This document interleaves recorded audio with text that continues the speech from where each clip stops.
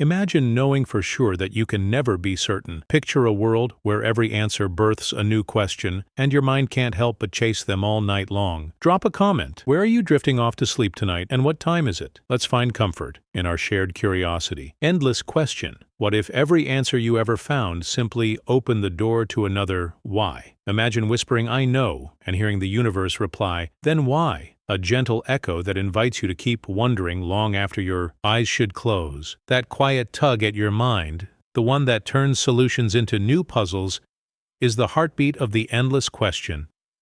Before we dive in, I'd love to know, where are you right now as you listen?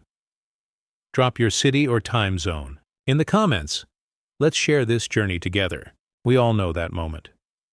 You solve a problem, maybe a work puzzle, a homework question, or even a personal dilemma, and you breathe a sigh of relief. But then, almost immediately, another question pops up. You learn the weather will be sunny tomorrow, but why does the sky turn blue in the first place? You finish an exam, only to ask, why did I choose that answer? You tell a friend you love them, then wonder why words sometimes fail to capture what's in your heart. Each answer feels solid for a heartbeat, then slips under your feet, revealing a path of fresh whys stretching into the distance. This endless loop isn't frustrating. It's quietly exhilarating. It's the mind's way of tasting freedom.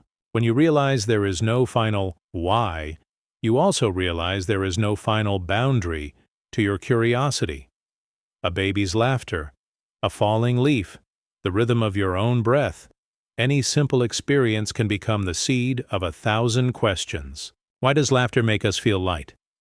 Why does gravity pull leaves downward? Why does breath feel like life? The more you look, the more the world hums with mysteries waiting to be noticed. In relationships, the endless question can be a soft companion. You meet someone new and ask, "Why do I feel drawn to their smile?" You grow close, then ask, "Why can't I read their mind?" You share a silent moment and wonder, why does this quiet feel louder than words? Each why deepens your connection because it shows you care enough to keep exploring. Rather than settling for easy explanations, "I just like them," you discover layers of memory, empathy, and shared history that weave together in unexpected ways. Even in the simplest tasks, the endless question turns routine into revelation. When you pour a cup of tea, you might ask, "Why does warmth feel comforting?" When you tie your shoelaces, you might wonder, "Why does a simple knot hold so firmly?" These tiny questions transform ordinary actions into gentle meditations. The act of tying a lace becomes a study in tension and release. The steam rising from your cup becomes a dance of heat and air. Each why invites you to slow down, to see the miracle in the mundane, and to let your mind drift on currents of curiosity. At a deeper level, the endless question touches our sense of self. You think you know who you are, your name, your history, your habits, then ask, "Why do I sometimes feel like a stranger to myself?" You recall a memory and ask, "Why do I remember it this way?" You imagine your future and wonder, "Why does my heart race with both excitement and fear?" These questions reveal that identity is not a fixed statue, but a flowing river. Each twist and turn in that river raises new whys about your beliefs, your desires, and your hidden strengths. In that flow, you find freedom to change, to grow, to become someone new. Philosophers have long celebrated the endless question as the spark of wisdom. Socrates insisted that true knowledge begins with admitting ignorance. Saying, "I don't know," opens the door to exploration. When you embrace the endless question, you join a tradition of thinkers who saw wonder as the beginning of understanding. You learn that certainty can be less interesting than curiosity, and that questions themselves can be more nourishing than final answers. In our digital age, even artificial intelligence flirts with the endless question. We program machines to solve problems, chess games, data puzzles, language riddles, and they do so with lightning speed. Yet when we ask them why, they cannot truly answer. They can show us patterns, statistics, correlations, but the human why springs from consciousness, emotion, context. Our questions carry the whisper of meaning. They remind us that computation can mimic solutions, but only living minds can feel the thrill of the unanswered why. As you settle deeper into rest, let the endless question guide you gently into sleep. You don't need to resolve every puzzle tonight. Simply hold the wonder. Imagine each question as a soft star in the night sky.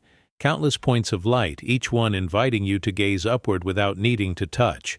Let your breath rise and fall like the tide of curiosity, carrying you between questions and dreams. If you've ever felt the pull of an unanswered why, tap the like button and subscribe for more journeys into the mysteries that surround us. Your next question might be the one that changes everything. Sweet dreams of wonder await. Silent contradiction. Have you ever sat alone in a completely quiet room and still felt like something was speaking to you? No words, no noise. Yet somehow you hear something, like a whisper, without sound. Like silence trying to tell you a secret. It's not your imagination, it's something deeper, something real and yet hard to explain. Before we go further, I'd love to know where you're listening from. Whether it's the soft hum of your bedroom fan, a quiet park bench, or your car parked in a quiet lane, share your space with us in the comments. Let's build this quiet moment together. Now let's go back to that silence. The kind of silence that isn't just the absence of sound, but something more alive. Have you noticed how loud silence can feel sometimes? It wraps around you, pressing on your skin like a warm blanket, and suddenly you notice things you didn't hear before. Your heartbeat, the ticking of a distant clock, even your own thoughts start to echo in your head. That's when silence begins to speak. It's a strange contradiction. Silence shouldn't have a voice, and yet it often speaks louder than words. Think about the last time someone gave you the silent treatment. They didn't need to say anything, but their silence told you everything.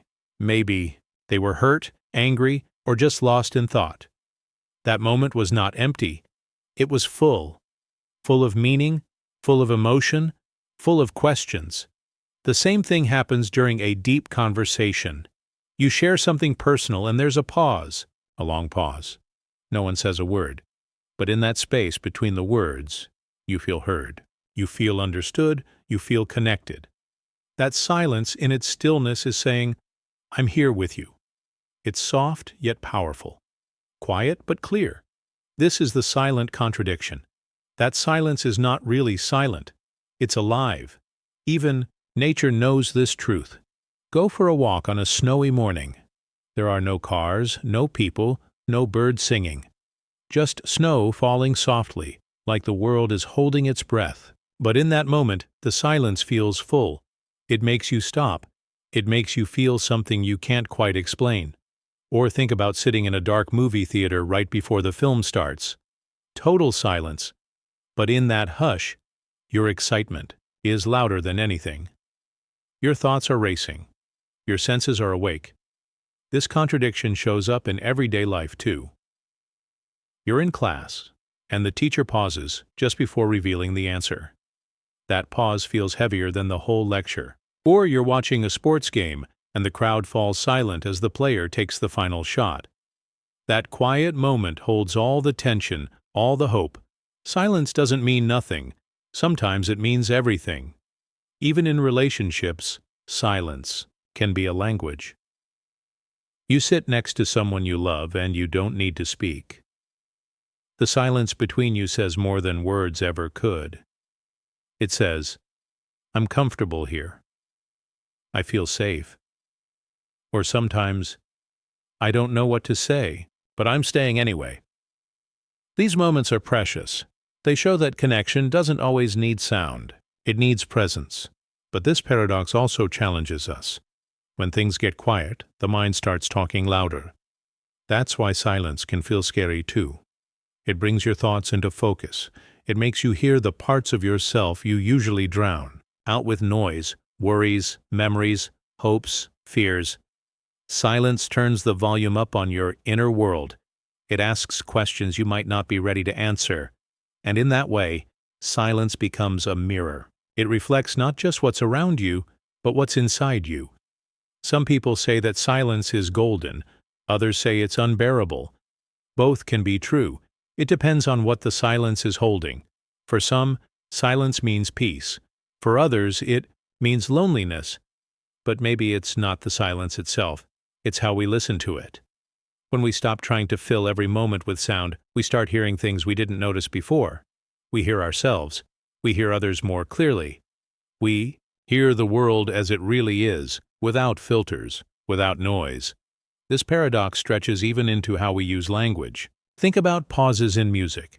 If every note followed the last without space, it would just be noise.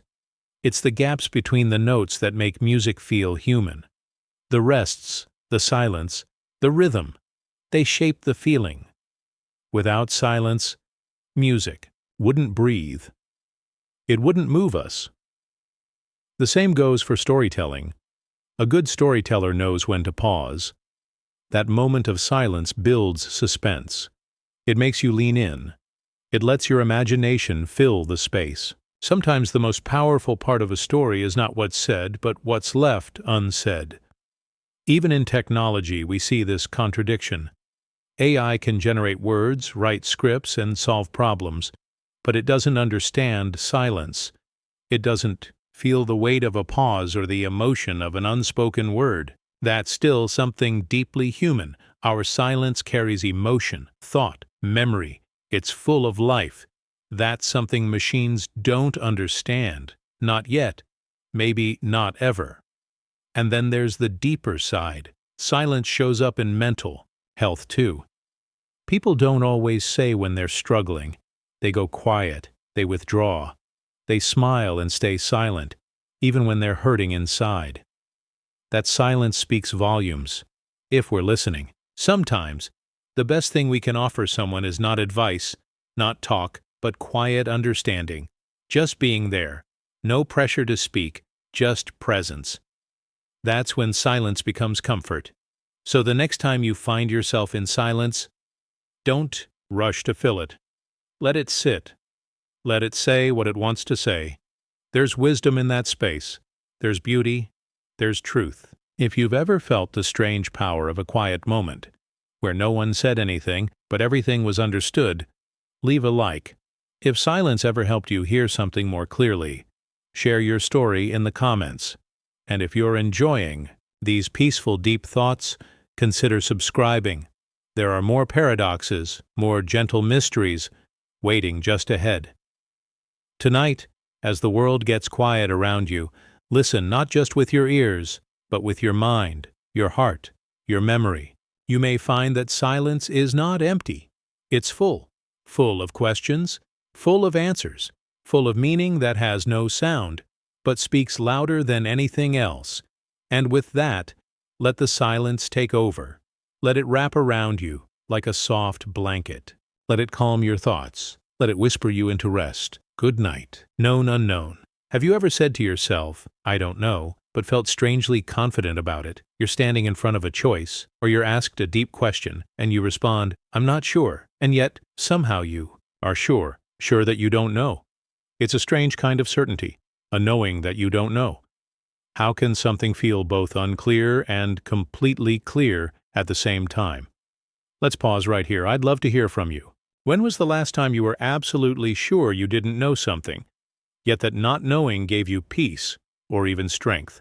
Share your moment in the comments. Let's discover how uncertainty can sometimes be its own kind of answer. This feeling, the known unknown, is like standing at the edge of a forest at night. You can't see what's inside. You don't know the path, but you know you don't know. You accept it. And strangely, that acceptance becomes a kind of light. Not a bright one, but enough to take a step, and then maybe another. Think back to school. Maybe you were in an exam and a question came up that you didn't study. You look at it and instantly your brain says, nope, I have no clue. But there's no panic, because that kind of not knowing feels simple. It's clear, you know, that you don't have the answer. And sometimes that's better than pretending or guessing. There's peace in that honesty.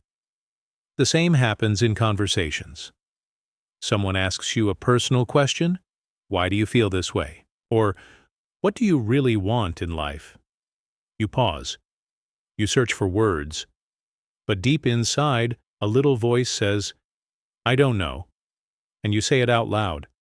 And it feels true, maybe even freeing.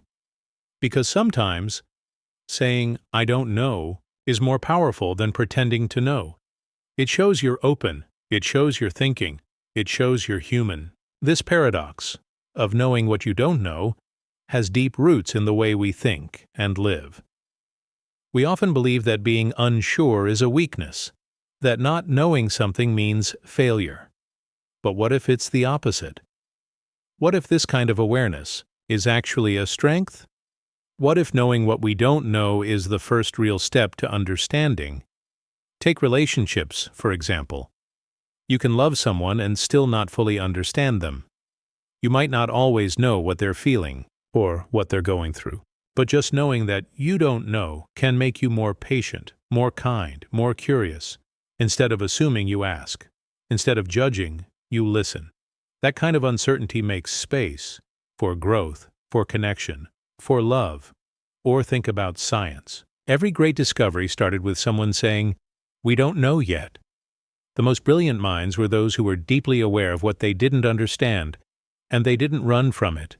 They faced the unknown with curiosity. They weren't embarrassed by it. They were excited. They knew they didn't know, and that became their power. Even in mental health, this paradox matters. When someone is struggling, they might say, "I don't know why I feel this way." And that's okay. That's honest. And that honesty is where healing begins.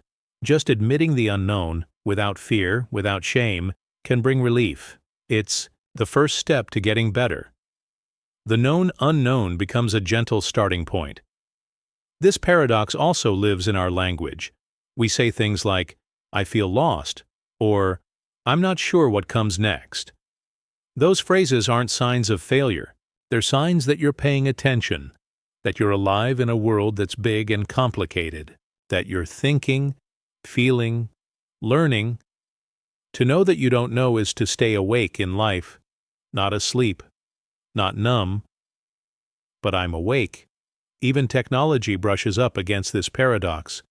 Artificial intelligence can process endless information, solve puzzles, and write answers. But it doesn't know what it doesn't know. It doesn't have self-awareness. It can't say, "I don't understand this, but I'm aware of that gap." That's something deeply human.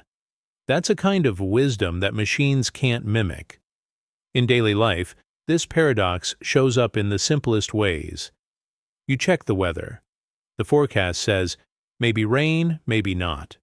You step outside with an umbrella, knowing you don't really know what will happen, and yet you move forward. Or you're at a crossroads in life. Should you change jobs, move cities, start something new? You don't have the answers, but knowing that you don't gives you space to think, to plan, to grow. That not knowing becomes part of the journey. We often think of knowledge as facts, as certainty, as solid ground. But sometimes the most useful knowledge is awareness of our limits. The ability to say, "I'm still learning." That kind of honesty creates humility. And humility invites others in. It makes conversations deeper. It makes relationships stronger. It makes life more open. There's also a strange comfort in it, in knowing you don't know. It removes pressure. It invites curiosity. It says, you don't need to have all the answers. You just need to be real. And in a world that moves so fast, that demands so much certainty, that kind of realness is rare and powerful. So the next time you're faced with a question or a challenge or a quiet moment of reflection and you find yourself thinking, "I don't know," pause for a second. Sit with that feeling. Let it settle. Don't rush past it. Don't cover it up. Just let it be. Because maybe that's where the real truth is. Not in the answer, but in the space before the answer. In the gentle honesty of uncertainty. If you've ever felt this quiet knowing of your own unknowing, leave a like. If you've had a moment where saying "I don't know" brought you peace or connection or clarity, Share your story in the comments. And if these soft thoughts help calm your mind, help you drift into a deeper rest, subscribe for more. More questions, more paradoxes, more gentle mysteries. Tonight, as your eyes begin to close, remember, it's okay not to know. It's okay to drift in the unknown. Because even there, in that soft cloud of not knowing, you are grounded.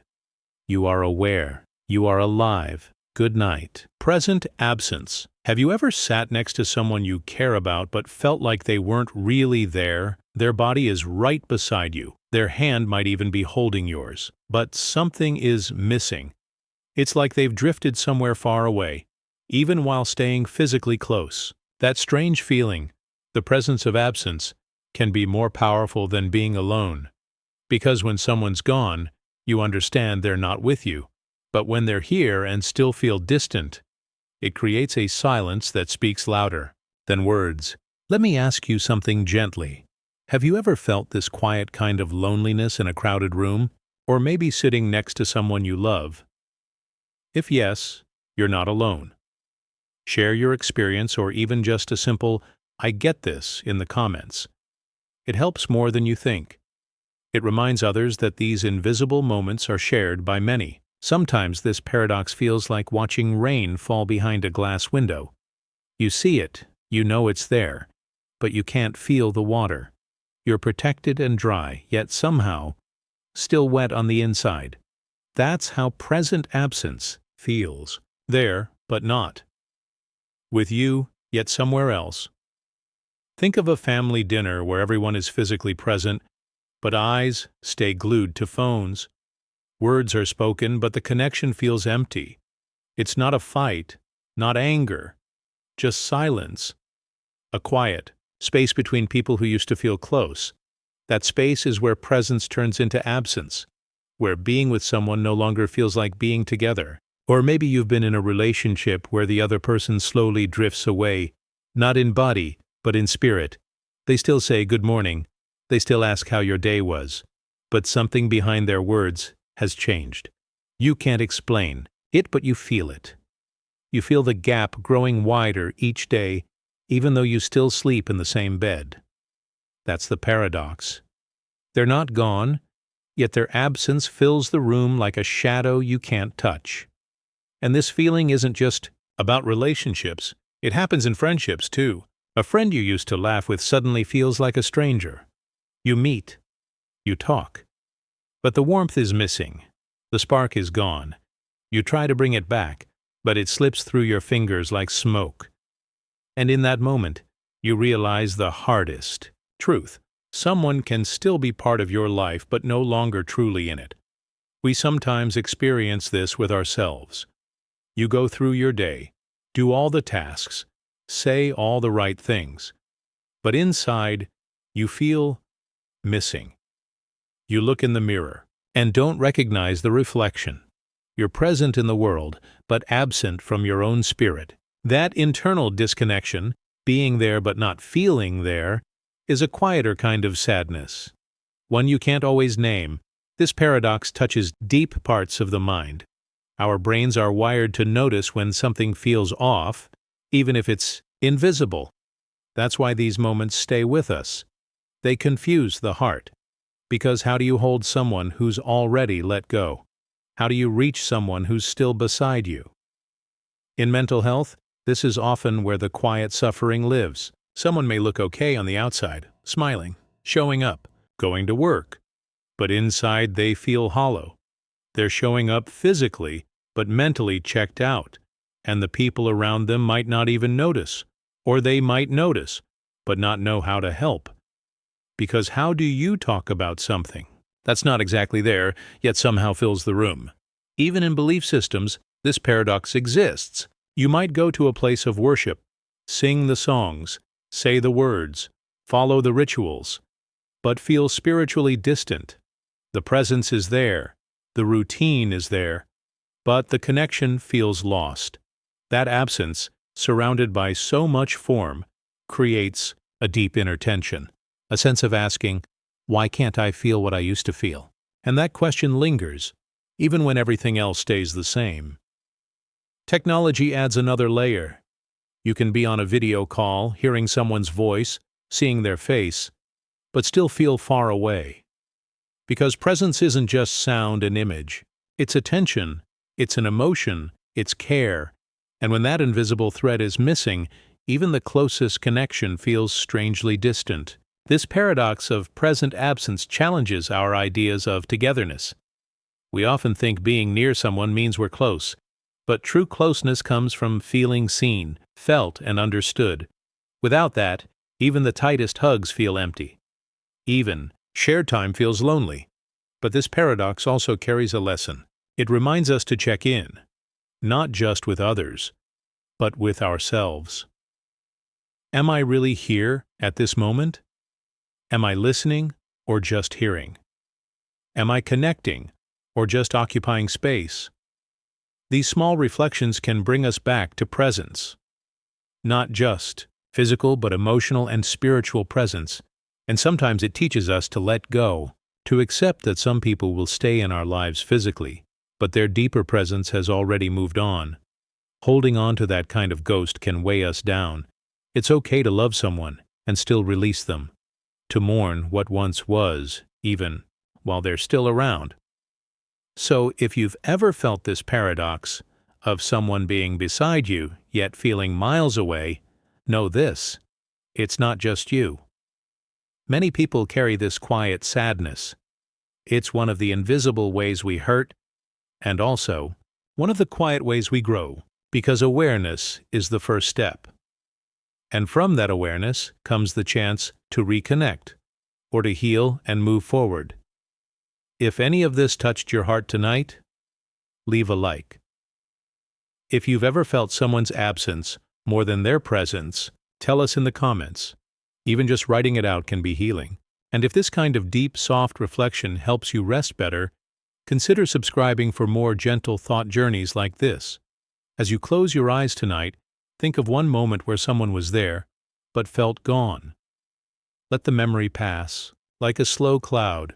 Don't hold on to it. Just notice it. Breathe. And know, you're not alone in this feeling. You're not broken. You're just human.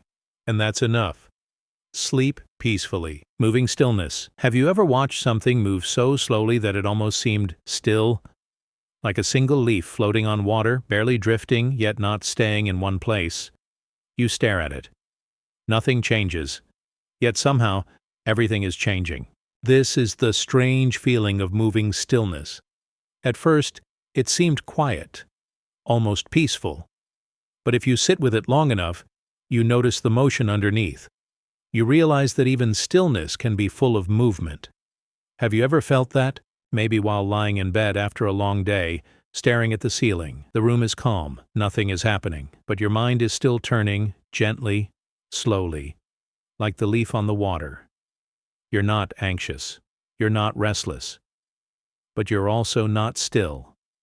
There's something quietly shifting inside. If you've ever felt that quiet kind of motion, so slow you could almost miss it, let us know where you felt it.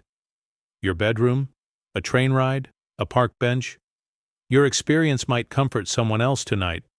Think of an old fan spinning at the lowest setting. You hear its soft hum. You see the blades move, but they're so slow that your eyes have to focus to even notice. And yet the air is still being moved. That's moving stillness. Nothing seems to be changing, but the space around it gently shifts.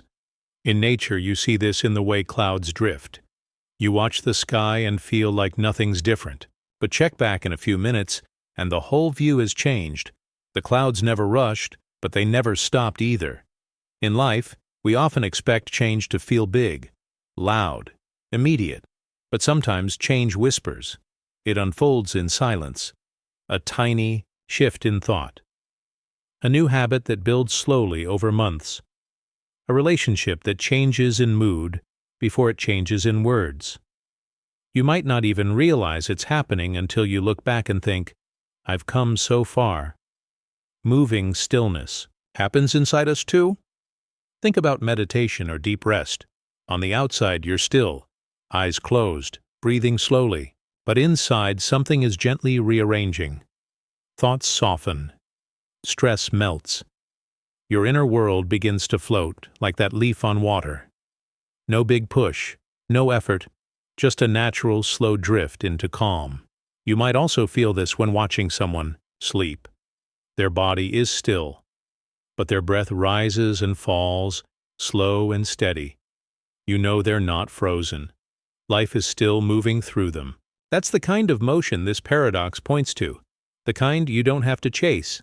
The kind you simply allow. There's a kind of wisdom in this paradox, especially when life feels rushed. In our world, we're told to hustle, to always do more, to move fast. But Moving Stillness says, you don't have to force it. Progress doesn't always roar. Sometimes it whispers. Sometimes it floats. In mental health, this kind of still movement is part of healing. You might feel like nothing's changing. You're still sad, still tired, still quiet.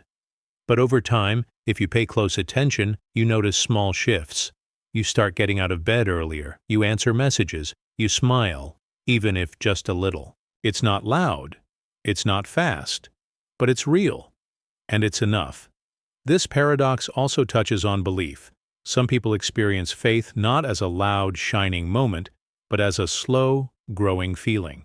A quiet sense of trust that deepens over time. It's not dramatic. It doesn't demand attention. It simply is. Like a river under ice, always moving, even when the surface looks still. In relationships, too, we see this. Think of an old couple sitting on a porch not saying a word. There's no excitement, no big gestures, but between them there's deep love, a kind that has grown through quiet days and slow moments. Their bond doesn't need to speak. It just exists, softly, steadily. That's what moving stillness looks like when shared. Even in creativity it happens. A writer staring out a window, a painter washing their brushes. Nothing seems to be happening. But the mind is quietly connecting ideas, planning, preparing. And then one day, a new piece is born.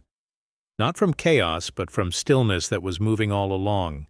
Technology, too, reminds us of this paradox. Ever noticed your phone or computer updating in the background? No noise, no flashing lights.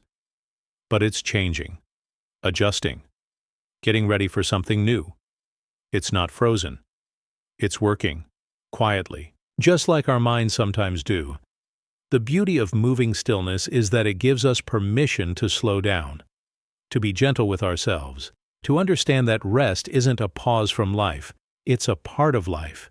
Growth doesn't always have to look like action. Sometimes it looks like patience, like waiting, like being still, while allowing movement to happen underneath. If you're in a time of your life where things feel slow, or nothing seems to be changing, maybe this paradox is speaking directly to you. Maybe it's saying, don't rush, you're still moving, even now, even here. That small reassurance can carry you through the night or through a long season of quiet change. So if any part of this touched you, if you felt your own version of moving stillness, press like. It lets us know this message found its home. And in the comments, tell us a time when things felt still but were secretly shifting, whether it was during a walk, a long wait, or a silent evening alone. Your words may be exactly what someone else needs to hear. And if you find comfort in quiet, thoughtful reflections like this, subscribe to our channel. There's more to explore, more to feel, more of life's gentle contradictions waiting to be noticed. As you settle into rest tonight, think of that leaf on the water. Let your thoughts float. Slowly. No need to solve anything. No need to chase anything. Just breathe. And remember, not all motion needs to be fast. Not all progress needs to be loud. You are moving, even in stillness. Sleep peacefully. Visible, hidden. Have you ever stared at something right in front of you and somehow missed it completely? You know it's there. You're even looking straight at it, but the longer you stare, the less you actually see. Like you're looking through it. Like your eyes are open, but your mind is somewhere else. This is the strange feeling of the visible hidden. And once you've felt it, you can't unfeel it. It makes you question what you truly see and what you only think you see. Let's try something together.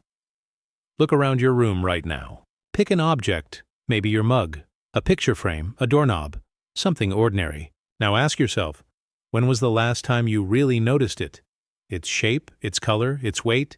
You've probably seen it every day, but when did you actually observe it? Strange, right? If you've had a moment like this, where something familiar suddenly felt invisible. Let us know where it happened. Your kitchen? Your school? A walk outside? You're not alone in this. It happens more than we think. You lose your glasses, only to find them on your head. You search for your phone while it's in your hand. You retrace your steps, only to realize the object you were looking for was in plain sight all along. It's almost funny, until it isn't, because this small, simple moment reveals something bigger about how we move through the world. We see, but we don't always look. We notice, but we don't always recognize. Think of walking down the same street every day. At first, everything feels new. You notice the cracks in the pavement, the way the light hits the windows, the smell of bread from a bakery nearby. But after a few weeks, your eyes pass over it all. The details blur. You're focused on your thoughts. The world becomes the background. And one day, you suddenly notice a huge tree or a bright mural you've never seen before, even though it's been there the whole time. It's not that your eyes stopped working, it's that your mind stopped paying attention. This is what makes the visible feel hidden. It's not really about the object, it's about awareness. Sometimes our brains filter out what seems familiar so we can focus on what's new or urgent. It's a survival tool in a way, but it also means we miss out on so much of what's right in front of us. This happens in relationships too. You sit across from someone every day, a friend, a partner, a sibling. You know their voice, their habits, their expressions. But then one day, something shifts. Maybe they say something surprising, or you look at them and think, when did they change? They didn't change overnight. You just stopped truly seeing them. And maybe they stopped truly seeing you too. This paradox, something being both visible and hidden, can even show up in our emotions. You feel off, tired, heavy, but you don't know why. You go through your day, brushing it off. Only later, after a quiet moment or a deep talk with someone, you realize what it was. The feeling was there the whole time. You just didn't recognize its shape. It was inside you, hiding in plain sight. In school or work, it can happen with knowledge. You think you understand a topic, you've read it, memorize it, but then you're asked to explain it, and your mind goes blank. You knew the facts, but the real shape of understanding was still hidden. It hadn't fully clicked. Only when you slow down, go deeper, do the pieces come into focus. Even with language, the visible hidden shows itself. Have you ever read a sentence 5 times and still had no idea what it said? The words are there. You can read each one, but the meaning slips through. Or maybe you've been in a conversation where everything sounds right, but something feels off. The tone, the silence between words, it says more than the words themselves. What's visible isn't always the whole truth, and yet there's something gentle in this paradox, a kind of invitation. It says, look again. Not harder, just softer, slower, like staring at the stars until you see more, like waiting for a painting to speak to you, like reading a poem twice, then a third time, until it finally touches something real inside. This idea stretches into belief, too. Some people spend years searching for answers, for truth, for meaning, and sometimes the answer is already around them, just not in the shape they expected. It was visible all along, just hidden differently, and when they finally see it, it's not new. It just feels new, because now their mind is ready. Mental health carries this paradox in deep ways. You might seem fine to others, smiling, working, showing up, but inside something feels off, hidden, and even you can't explain it. Or maybe someone close to you is struggling, and you don't notice until much later. You realize you missed the signs, even though they were right there. It's not your fault. It's how this paradox works. The visible can hide in the open. Even technology reminds us of this strange truth. A glitch in a program, a setting buried under layers. You stare at the screen but can't find what you're looking for, until suddenly it appears. And it was always there. You just couldn't see it yet. There's a quiet power in this, because it means that even when things feel confusing or distant or unreachable, they might be closer than you think. You might not have to chase answers. You might just need to pause, to breathe, to look again. So tonight, if your mind feels full or your heart feels far away from itself, sit still for a moment. Look around you, not just with your eyes, but with awareness, with care. There may be something right in front of you that's been waiting to be seen. Not something big, not something loud, just something. If this thought made you feel something quiet but deep, leave a like. And in the comments, tell us, what's something you saw today but didn't really see until now? Maybe it's an object, a person, a memory. Your story might help someone else open their eyes a little more tonight. And if you enjoy these soft reflections, these calm journeys into the deeper parts of thought, subscribe to our channel. There's more to discover, more to unhide, more to feel. Tonight, let the visible hidden be a comfort, a reminder that not everything must be obvious to be real, that sometimes the most meaningful things are the ones we pass by, until we slow down and look again. Sleep gently. Weighted lightness. Have you ever felt like you're carrying something, but when you try to explain it, there's nothing there to hold? It doesn't have a shape. It doesn't make a sound. No one else can see it, but you feel it every moment. Heavy, pressing, yet somehow it also feels like nothing at all, like it floats inside you, just beneath the surface. That strange mix of lightness and weight. That's what we're exploring tonight. Maybe it begins with a quiet sigh you don't notice, or the way your shoulders stay slightly tense even when you're lying down. Or maybe it's the way your smile takes just a second longer to appear. You're going through your day, doing what needs to be done, saying what needs to be said, but something lingers.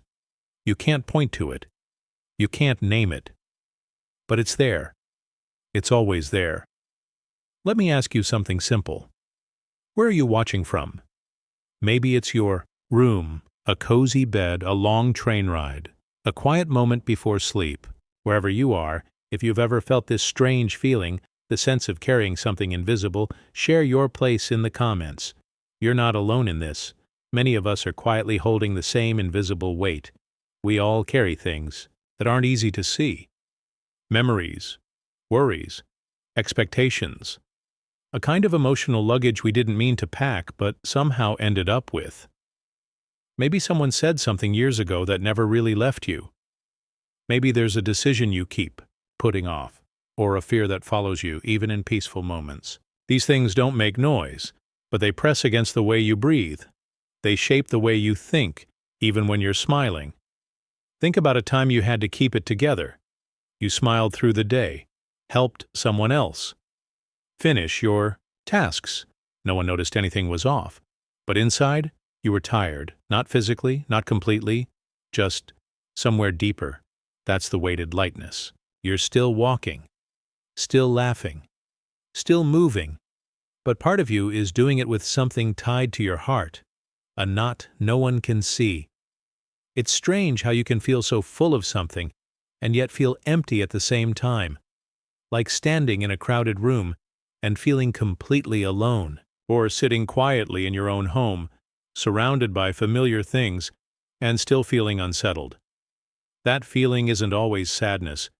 It's more delicate than that. It's the awareness of something not quite right, a presence you can't describe, like carrying air that somehow weighs you down. And still, you keep moving. We all do. We go to work, we send texts, we clean the kitchen, we do the normal things, and we tell ourselves, "I'm fine." And maybe we are. But fine doesn't always mean light. Fine doesn't always mean free. It's like walking in a dream. Everything looks normal, feels soft, but there's a heaviness in your steps. You can't run, you can't fly, you just keep walking, trying to remember what you're searching for. It's not a nightmare, it's not fear, it's just something else, something in between. Sometimes this paradox shows up after loss, not just the big kind, even small things, a friendship that fades, a goal that slips away, a version of yourself you hope to become. You don't cry every day, you don't collapse. But still, something feels different, and it sits with you. Quietly, weightless, yet heavy. Or maybe it happens during change. You get a new job, move to a new place, something exciting, everyone congratulates you, and you are happy. But there's also a strange weight, a goodbye to an old chapter, a letting go. Something light and something heavy, both at once.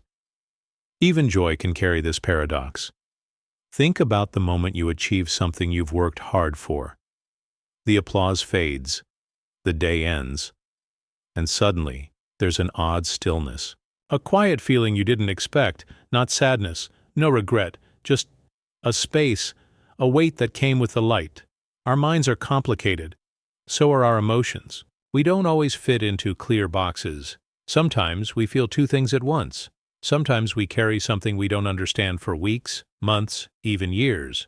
And sometimes the heaviest things are the ones we can't talk about.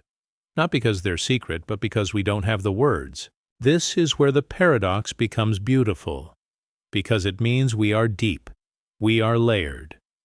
We are strong enough to carry what we don't even fully see. And we are soft enough to admit that it's there. There's a certain kind of strength in being gentle with yourself. In saying, yes, I'm doing okay. And yes, something still feels off. Both can be true. You don't have to choose. You don't have to explain. Technology reflects this feeling in odd ways. You open your phone, scroll, tap. Everything looks light and simple, but inside your mind feels full. The world is faster, now, louder, brighter. But that doesn't mean we've become lighter. Often it's the opposite. We're holding more than ever, and we're not always sure where to put it. Mental health reminds us of this too. Some days, the hardest part isn't the emotion itself. It's the weight of pretending it isn't there, or the guilt of not knowing why you feel what you feel, or the pressure to get over it when there's no clear it to get over. But tonight, just for this moment, let that go. You don't need to figure it out right now. You don't need to fix anything. Just recognize it. That's enough. That quiet awareness, that's where peace begins, not by dropping the weight, but by gently admitting it's there. And maybe, just maybe, you'll notice it begins to feel a little lighter. Not because it's gone, but because you're no longer holding it alone. If this idea touched something in you, give this video a like. And in the comments, share one word. Just one. A feeling, a memory, a thought. Let others know they're not the only ones carrying things they can't always name. And if you find comfort in these calm reflections, these soft thoughts for quiet nights, subscribe to our channel. There's more to explore, more to hold, more to gently set down, together. Tonight, as you rest, let the paradox of weighted lightness remind you are carrying something real even if you can't see it. And even if it feels heavy, you are not alone. Sleep gently. Borrowed memory. Have you ever remembered something so clearly, every detail, every sound, every color, only to realize it never actually happened to you? A street you've never walked on, a dinner table you've never sat at, a voice you've never truly heard, and yet it feels real, like a memory stitched into your mind from someone else's story, a quiet scene playing in your head, as if it belongs to you. This is what we call a borrowed memory, and it's one of the strangest, most beautiful things about being human. Maybe you've had this feeling while listening to someone describe their childhood, a small town you've never seen, a pet they lost, a place they used to visit in summer. And as they speak, You can almost see it. You feel like you were there. You can picture the trees, the warmth of the sun, the sound of the wind through an old screen door. It becomes your memory, even though it never was. If something like this has ever happened to you, tell me in the comments where you're watching from tonight. Maybe it was a grandparent's story, a movie that stayed with you, a book that made you dream of a place far away. Let's share those strange little echoes together, because you're definitely not the only one who's felt this. Sometimes these borrowed memories come from family stories. You hear your parents talk about a time before you were born, a long car trip, a festival, a stormy night. And somehow, when you think of that story later, it's no longer just theirs. It's become a part of you. You see the raindrops on the window. You hear the laughter in the back seat. You weren't there, but in your mind, you were. Or maybe it comes from old photos. You find an album in a drawer, black and white snapshots of people you never met, and yet, you feel connected. You imagine what they were thinking, what life was like in that moment. One photograph, one frozen second, and suddenly there's a flicker of memory, not yours, but close enough to feel like it could be. There's something deeply human about this. Our minds are built to connect, to feel, to imagine, and sometimes that connection is so strong that the line between your memory and someone else's becomes blurry. The mind doesn't always care about facts. It cares about feeling. It holds on to emotion, even if it doesn't come from your own experience. Think of how this works in movies or music. A song comes on, and it makes you nostalgic. For what? You don't know. Maybe it reminds you of a place you've never been, a love you've never had, a time that doesn't belong to you. But the emotion is still real. The memory is still vivid. That's borrowed memory, a kind of emotional mirror, reflecting someone else's past into your own inner world. Sometimes this even happens in dreams. You wake up and remember walking through a house that doesn't exist. But it felt familiar. You knew where the rooms were. You could smell the kitchen. You could hear the creak of the wooden floor. That dream memory lingers all day. Not because it was real, but because it felt like it should be. This paradox of remembering something you never lived touches something very deep in us. It shows how closely our minds are tied to others, how empathy can become imagination, how stories can plant seeds that grow into living thoughts. Even artificial intelligence in its own way mirrors this. It learns by reading what others have written. It builds a version of memory from other people's experiences. It doesn't feel right, but it collects. And in some strange way, so do we. Mental health can be shaped by these echoes too. Sometimes we carry fears or longings that aren't ours. Patterns passed down through generations. Traumas we've never lived, but somehow feel. Joys we've never tasted, but still dream of. Our emotional landscape is made of both what happened and what almost happened. What could have, what did to someone else. And in that space between the real and the imagined, something soft and beautiful blooms. A feeling of being bigger than yourself. A sense that you're part of something longer, older, deeper. A quiet thread that ties you to the past, not just your own, but the shared past of humanity. Even language reflects this. We use phrases like "I can imagine" or "I feel like I was there." These aren't lies. They're expressions of borrowed memory. They show how our words try to hold on to feelings that didn't start with us, but somehow became ours. Relationships are full of this too. When someone tells you about their childhood, their heartbreak, their happiest moment, you start to carry it with them. Over time, their memory becomes a part of how you see the world. You start to love their past, even if you weren't in it. That's one of the quietest gifts of closeness, the sharing of invisible stories. And maybe this is why we love bedtime stories, even as adults. Why do we listen to calm voices and talk about soft things? Why do we imagine stars we've never seen? Forests we've never walked through? Because it gives us something more than knowledge. It gives us belonging. A sense of being inside a story that's older and wider than ourselves. So tonight, as you listen, maybe a borrowed memory is coming back to you. A place, a voice, a feeling. You might not know where it came from, but that doesn't make it less real. Let it stay. Let it float for a while. Let it remind you that your mind is a garden, growing things you didn't even know were planted. If this thought gently stirred something inside you, give this video a like. And if you've ever experienced a memory that wasn't quite yours, but felt real anyway, share a little about it in the comments. Even just one sentence. A place, a moment, a song. Let's keep building this quiet map together. And if you find peace in these thoughtful nights and soft reflections, consider subscribing. There's so much more to explore, more feelings to uncover, more quiet moments to share. Tonight, as you close your eyes, remember this. Not every memory needs to be yours to matter. Some are borrowed, some are passed down, some are imagined. But all of them shape who you are. Let them drift in, gently, like whispers from another time.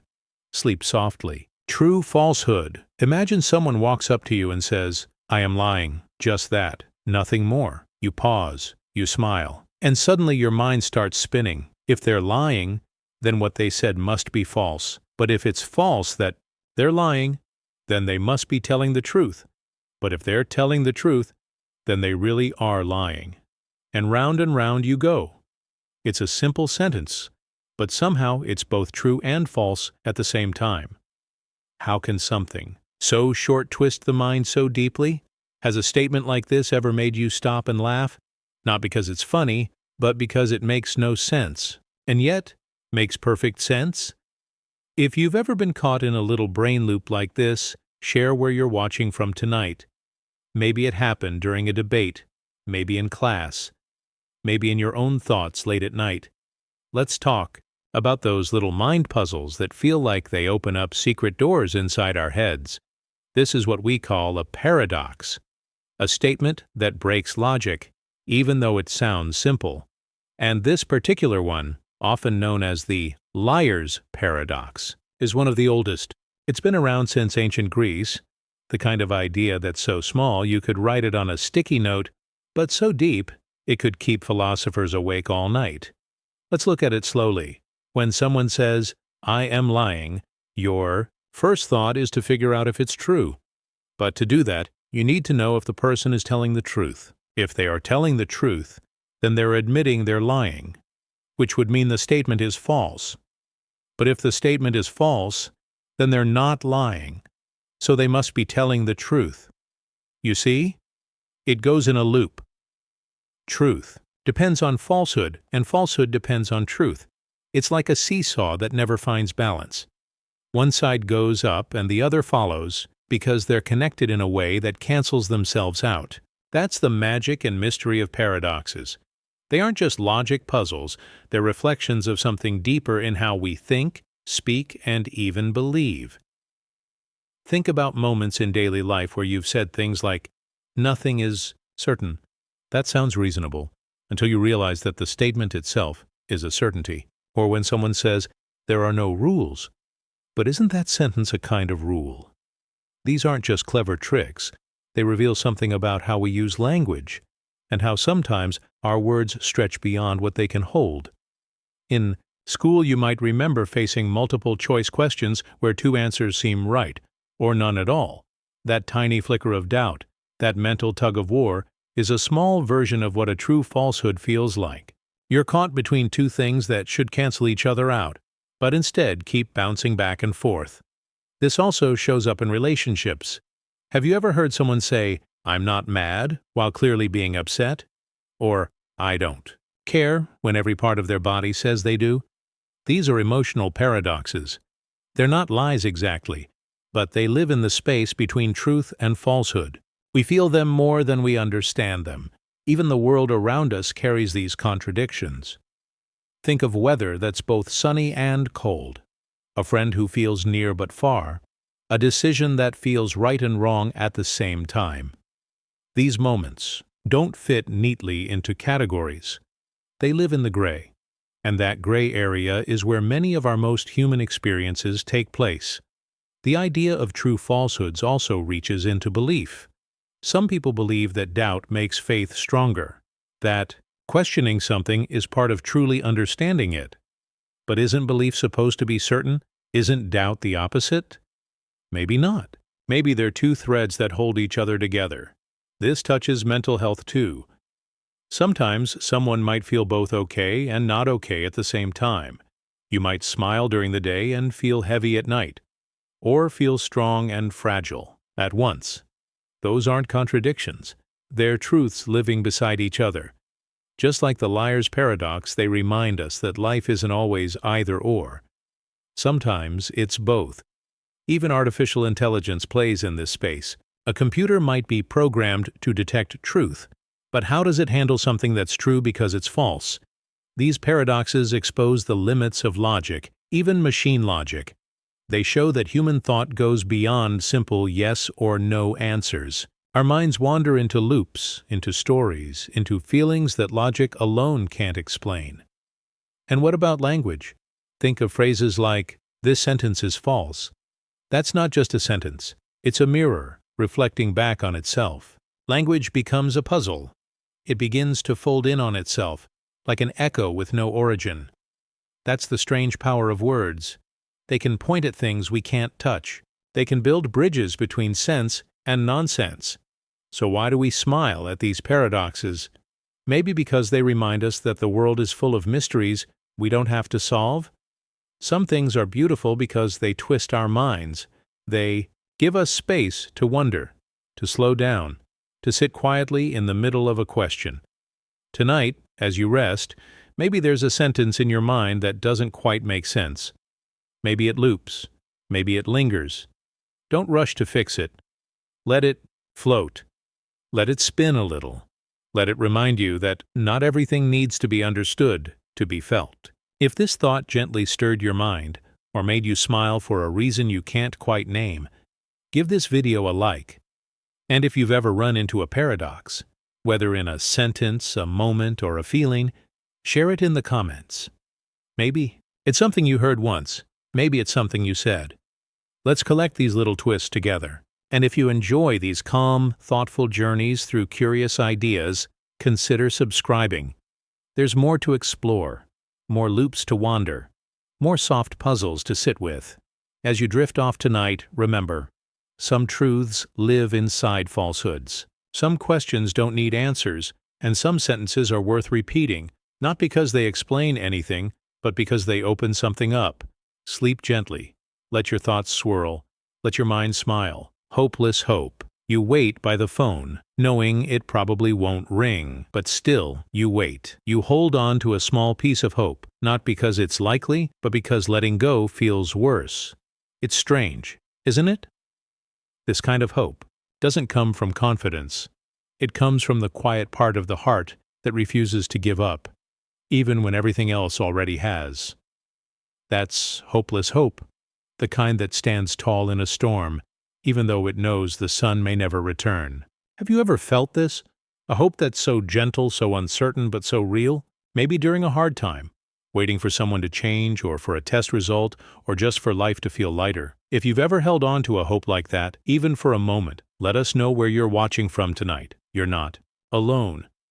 There's a quiet kind of strength in feeling hopeful without a reason. This kind of hope doesn't shout. It doesn't wear bright colors.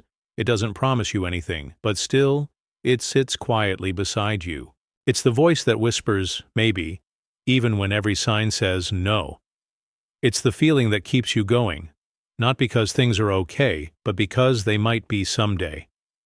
Let's look at some simple, everyday moments. You might study hard for an exam, knowing the chances are slim, but you still study. Or you send a message to someone you haven't heard from in a long time, even though they may never reply. You plant a seed in dry soil, not knowing if it will grow. That's hopeless hope. It lives in action, not in outcome. You may have seen this kind of hope in movies or books. Characters who keep going, even when the odds are against them. A hero lost in the middle of nowhere who keeps walking. A mother waiting at the hospital window. A friend checking the mailbox for a letter that may never come. These aren't dramatic scenes. They're quiet, but they hold deep power. Now, let's go a little deeper. Why do we cling to hope even when it feels hopeless?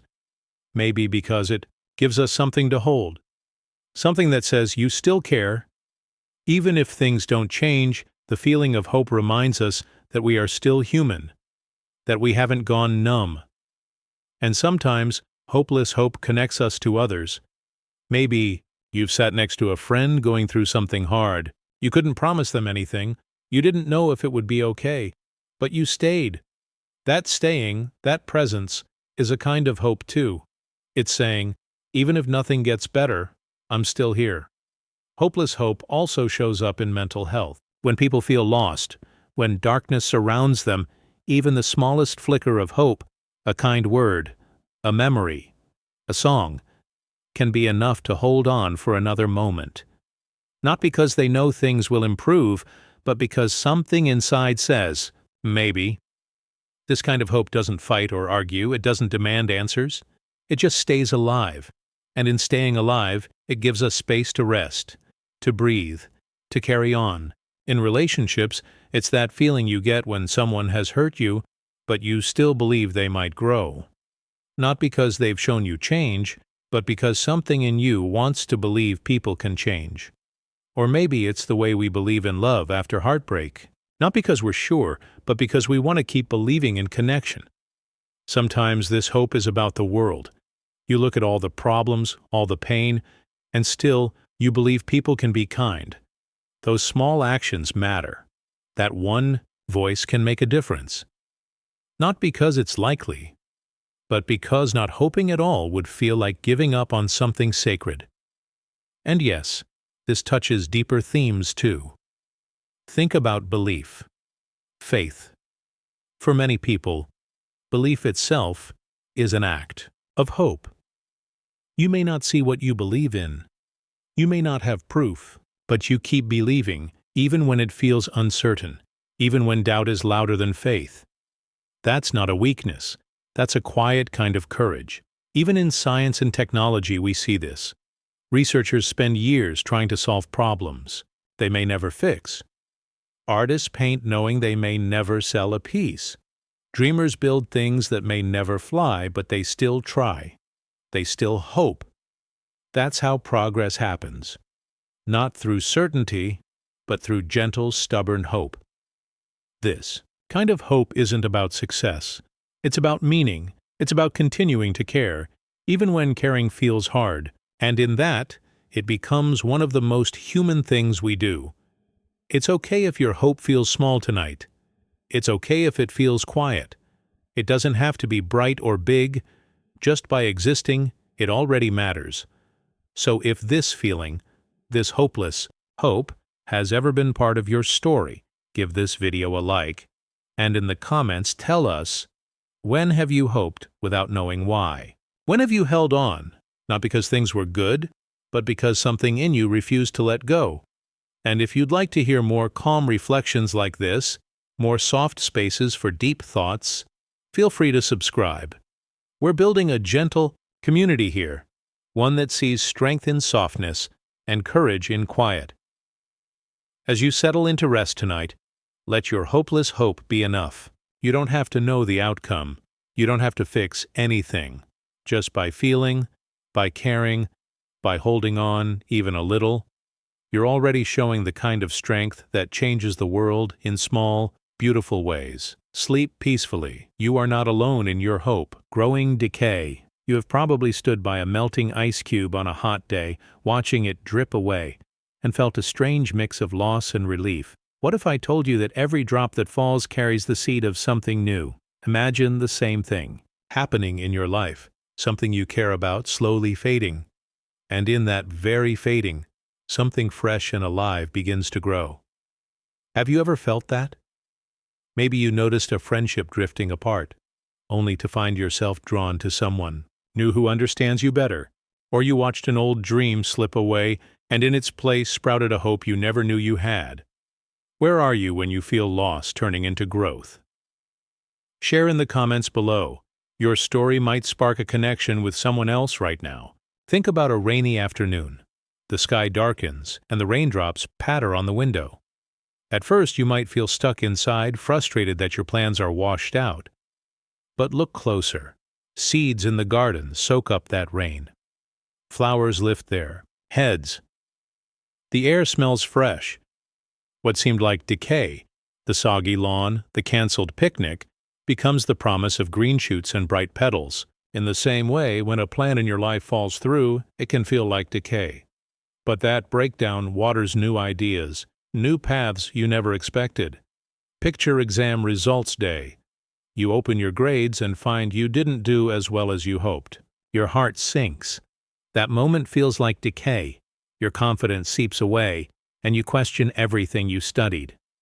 But what if that very moment lights a spark? You realize you need a different study style. You reach out for help. You learn about focus, about patience, about pacing yourself. The decay of one approach gives birth to the growth of a stronger, wiser you. Or consider relationships. A friendship you've had since childhood starts to feel distant. Conversations lag. Interests shift. It hurts to see someone you love drift away. That pain is decay unfolding. Yet in that space, you discover who you are without that person's constant presence. You explore hobbies you never tried, meet people who share new passions, and deepen your understanding of yourself. The friendship's fading opens room for self-discovery and fresh bonds. Sometimes growing decay shows up in your own mind. Maybe you've held onto a belief so tightly about who you are, what you can achieve, how the world works. Then life shakes that belief. You lose a job, or someone you trust makes a choice you can't accept. Your old framework crumbles. That's decay, too. But in the rubble, you find space to question, to explore ideas you once ignored. You learn resilience, curiosity, empathy. You build a mind more flexible, more alive. Even our language holds this paradox. Words age, phrases you loved become stale.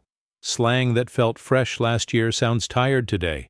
The decay of language can feel sad, like losing part of your culture. But each lost phrase nudges in new words, new ways to share humor, pain, hope. You invent a meme, a catchphrase, a poem that captures what you feel now. From decay, language grows. This idea reaches into belief, too. Imagine a faith you held without question. Then life confronts you with suffering, or science offers answers. That tradition never gave. Your old faith decays. It can feel like the ground is slipping beneath your feet.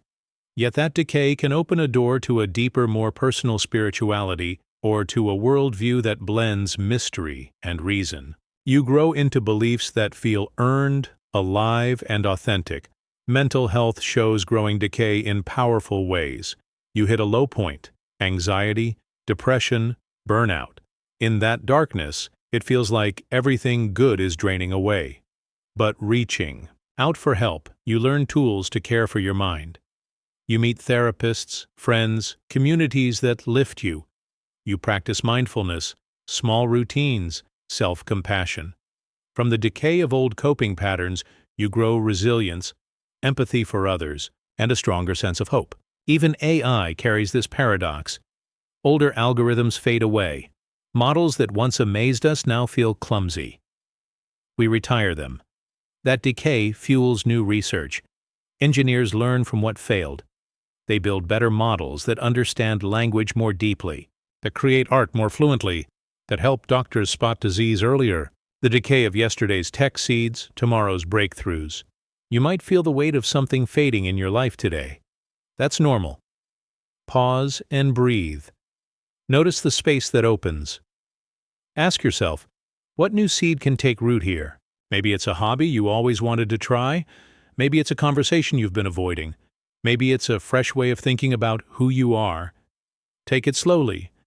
Let the decay do its work. Watch how small changes appear. A thought, a smile, an idea. Tend those sprouts with curiosity and kindness. Share your journey below. What's fading for you, and what might grow in its place? If you felt the pull of this paradox, hit the like button, subscribe, and ring the bell so we can explore more surprises together. Comment your story, or simply say where you're watching from. Let's build a community that sees beauty in endings and hope in beginnings. Now, let's dive deeper into how growing decay shapes our everyday lives and the world around us. Infinite finite. Have you ever walked in circles thinking you're getting somewhere only to find yourself right back where you started? It feels strange, like moving forward but never really leaving. And yet, isn't there something peaceful in that? The circle doesn't end, but it's not out of control either. It's infinite, yet fully contained. It loops forever inside a perfect boundary. Life can feel like that too, like you're going in loops. But somehow, those loops are shaping you. Have you ever felt that way? Share in the comments where you're watching from. And if a part of your life feels like a circle, endless but safe in its own quiet rhythm, think about the sun rising and setting. Every day, we begin again. The same light returns, the same shadows stretch. It never truly stops, never really changes, but at the same time it does. Each sunrise is a repeat, but also a new beginning. Just like a circle, it spins, it repeats, but every step along the curve offers something slightly different. A new mood, a new thought, a small lesson. We live inside loops like this all the time. They might feel boring or predictable, but they often hold more wisdom than chaos ever could. Now think about school. Every year feels like a loop. New books, new teachers maybe, but the routine is the same. Study, test, repeat. You might wonder, what's the point of going in circles? But look closely. That loop is teaching you how to grow inside limits. It's giving you structure while letting your ideas stretch and evolve. That's the secret of the infinite finite. Freedom inside form. You're not stuck. You're circling with purpose, slowly but surely changing, even when it feels like nothing is new. Or picture relationships. You argue, make up, argue again. At times it feels like you're repeating the same patterns. But somehow, through those loops, you learn about each other. You learn where the limits are, where the trust lies, and how far your bond can stretch without breaking. The relationship is a circle. Closed, safe, but also endless in the ways it can deepen. That rhythm, that repeated movement makes it stronger.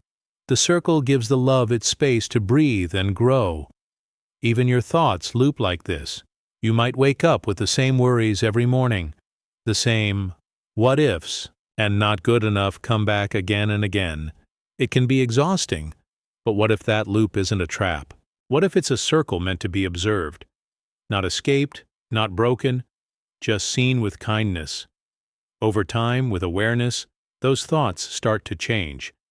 The loop remains, but its weight begins to lift. That's when healing begins. Within, the pattern, not outside of it.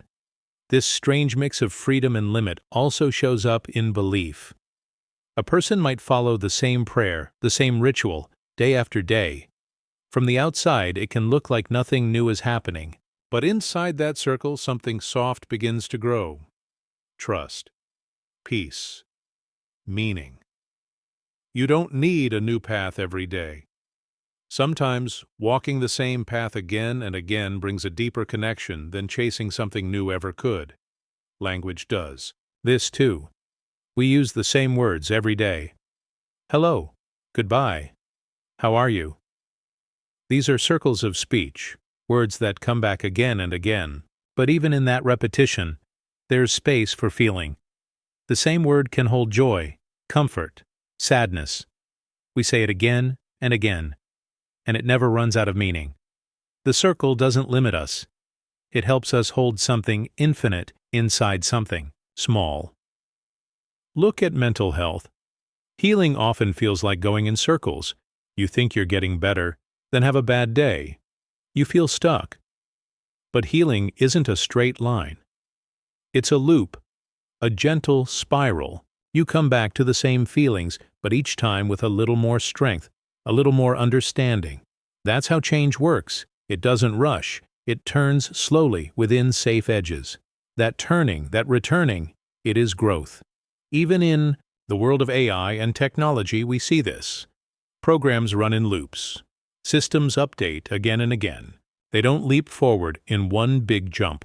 They circle, repeat, learn. Each cycle builds on the last, holding structure while allowing new things to form. The loop is not a flaw. It's the engine of progress. The circle keeps the system grounded, while helping it grow. This paradox shows up in your daily habits too. Maybe you drink tea every night before bed. It's the same tea, the same mug, the same routine. But in that circle, your body finds calm. Your mind finds rest. The act doesn't need to change. Its power is in the repeating.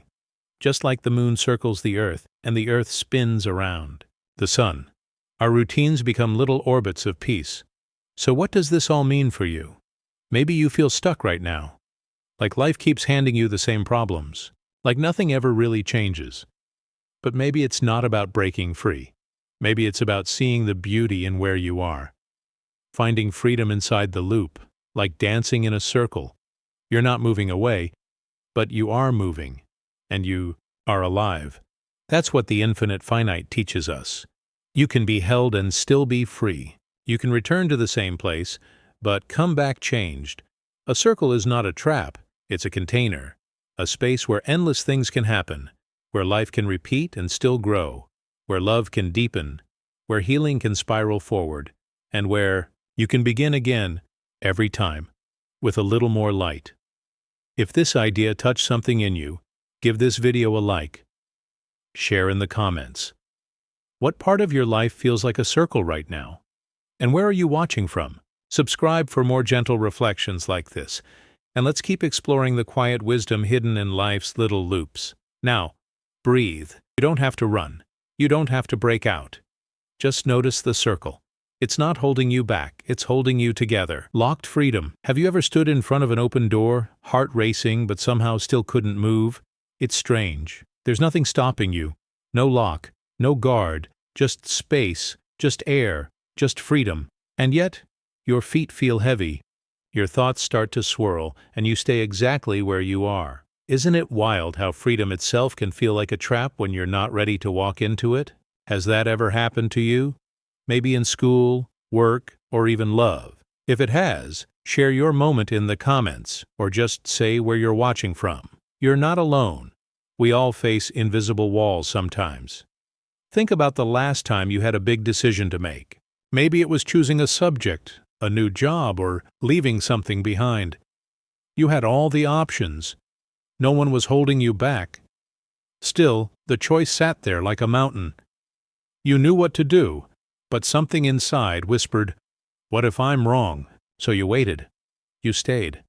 Not because the door was closed, but because walking through it meant facing something unknown. That's locked freedom. It looks open from the outside, but inside it takes courage to move. Imagine standing at the edge of a pool. You want to jump in. You know it'll feel good. But your body freezes. The water looks too deep, too cold. You hesitate. Even though the path is clear, you don't feel ready. This isn't a weakness. It's a very human thing. Freedom often feels uncomfortable before it feels real. Stepping into something new isn't just a decision. It's a quiet battle with fear, with doubt, with memories that whisper, "Stay where it's safe." Now think about relationships. Maybe you were offered love, genuine, kind, warm. But part of you held back. Not because you didn't want it, but because your heart remembered the past hurt. You had freedom to trust, but fear built a wall. You looked through the open door and wondered, what if it ends like before? So you smiled, nodded, but didn't fully step in. That's locked freedom too. The offer is real. The way is clear. But the decision, the action, that's yours. And sometimes that's the hardest part. We see this in learning too. Picture a student with a question in class. They know the answer might help them understand. The teacher is kind. The space is safe, but still, they stay silent. Why? Because speaking up feels scary, like risking being seen. The freedom to ask is there, but the fear of being wrong or judged locks them in.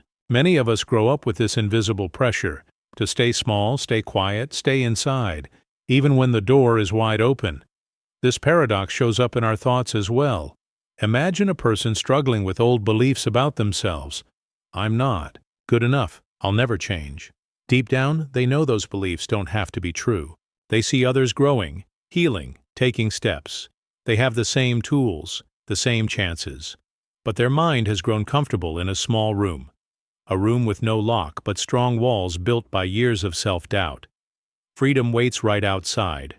But stepping through requires breaking patterns that feel like home. Mental health often carries this quiet paradox.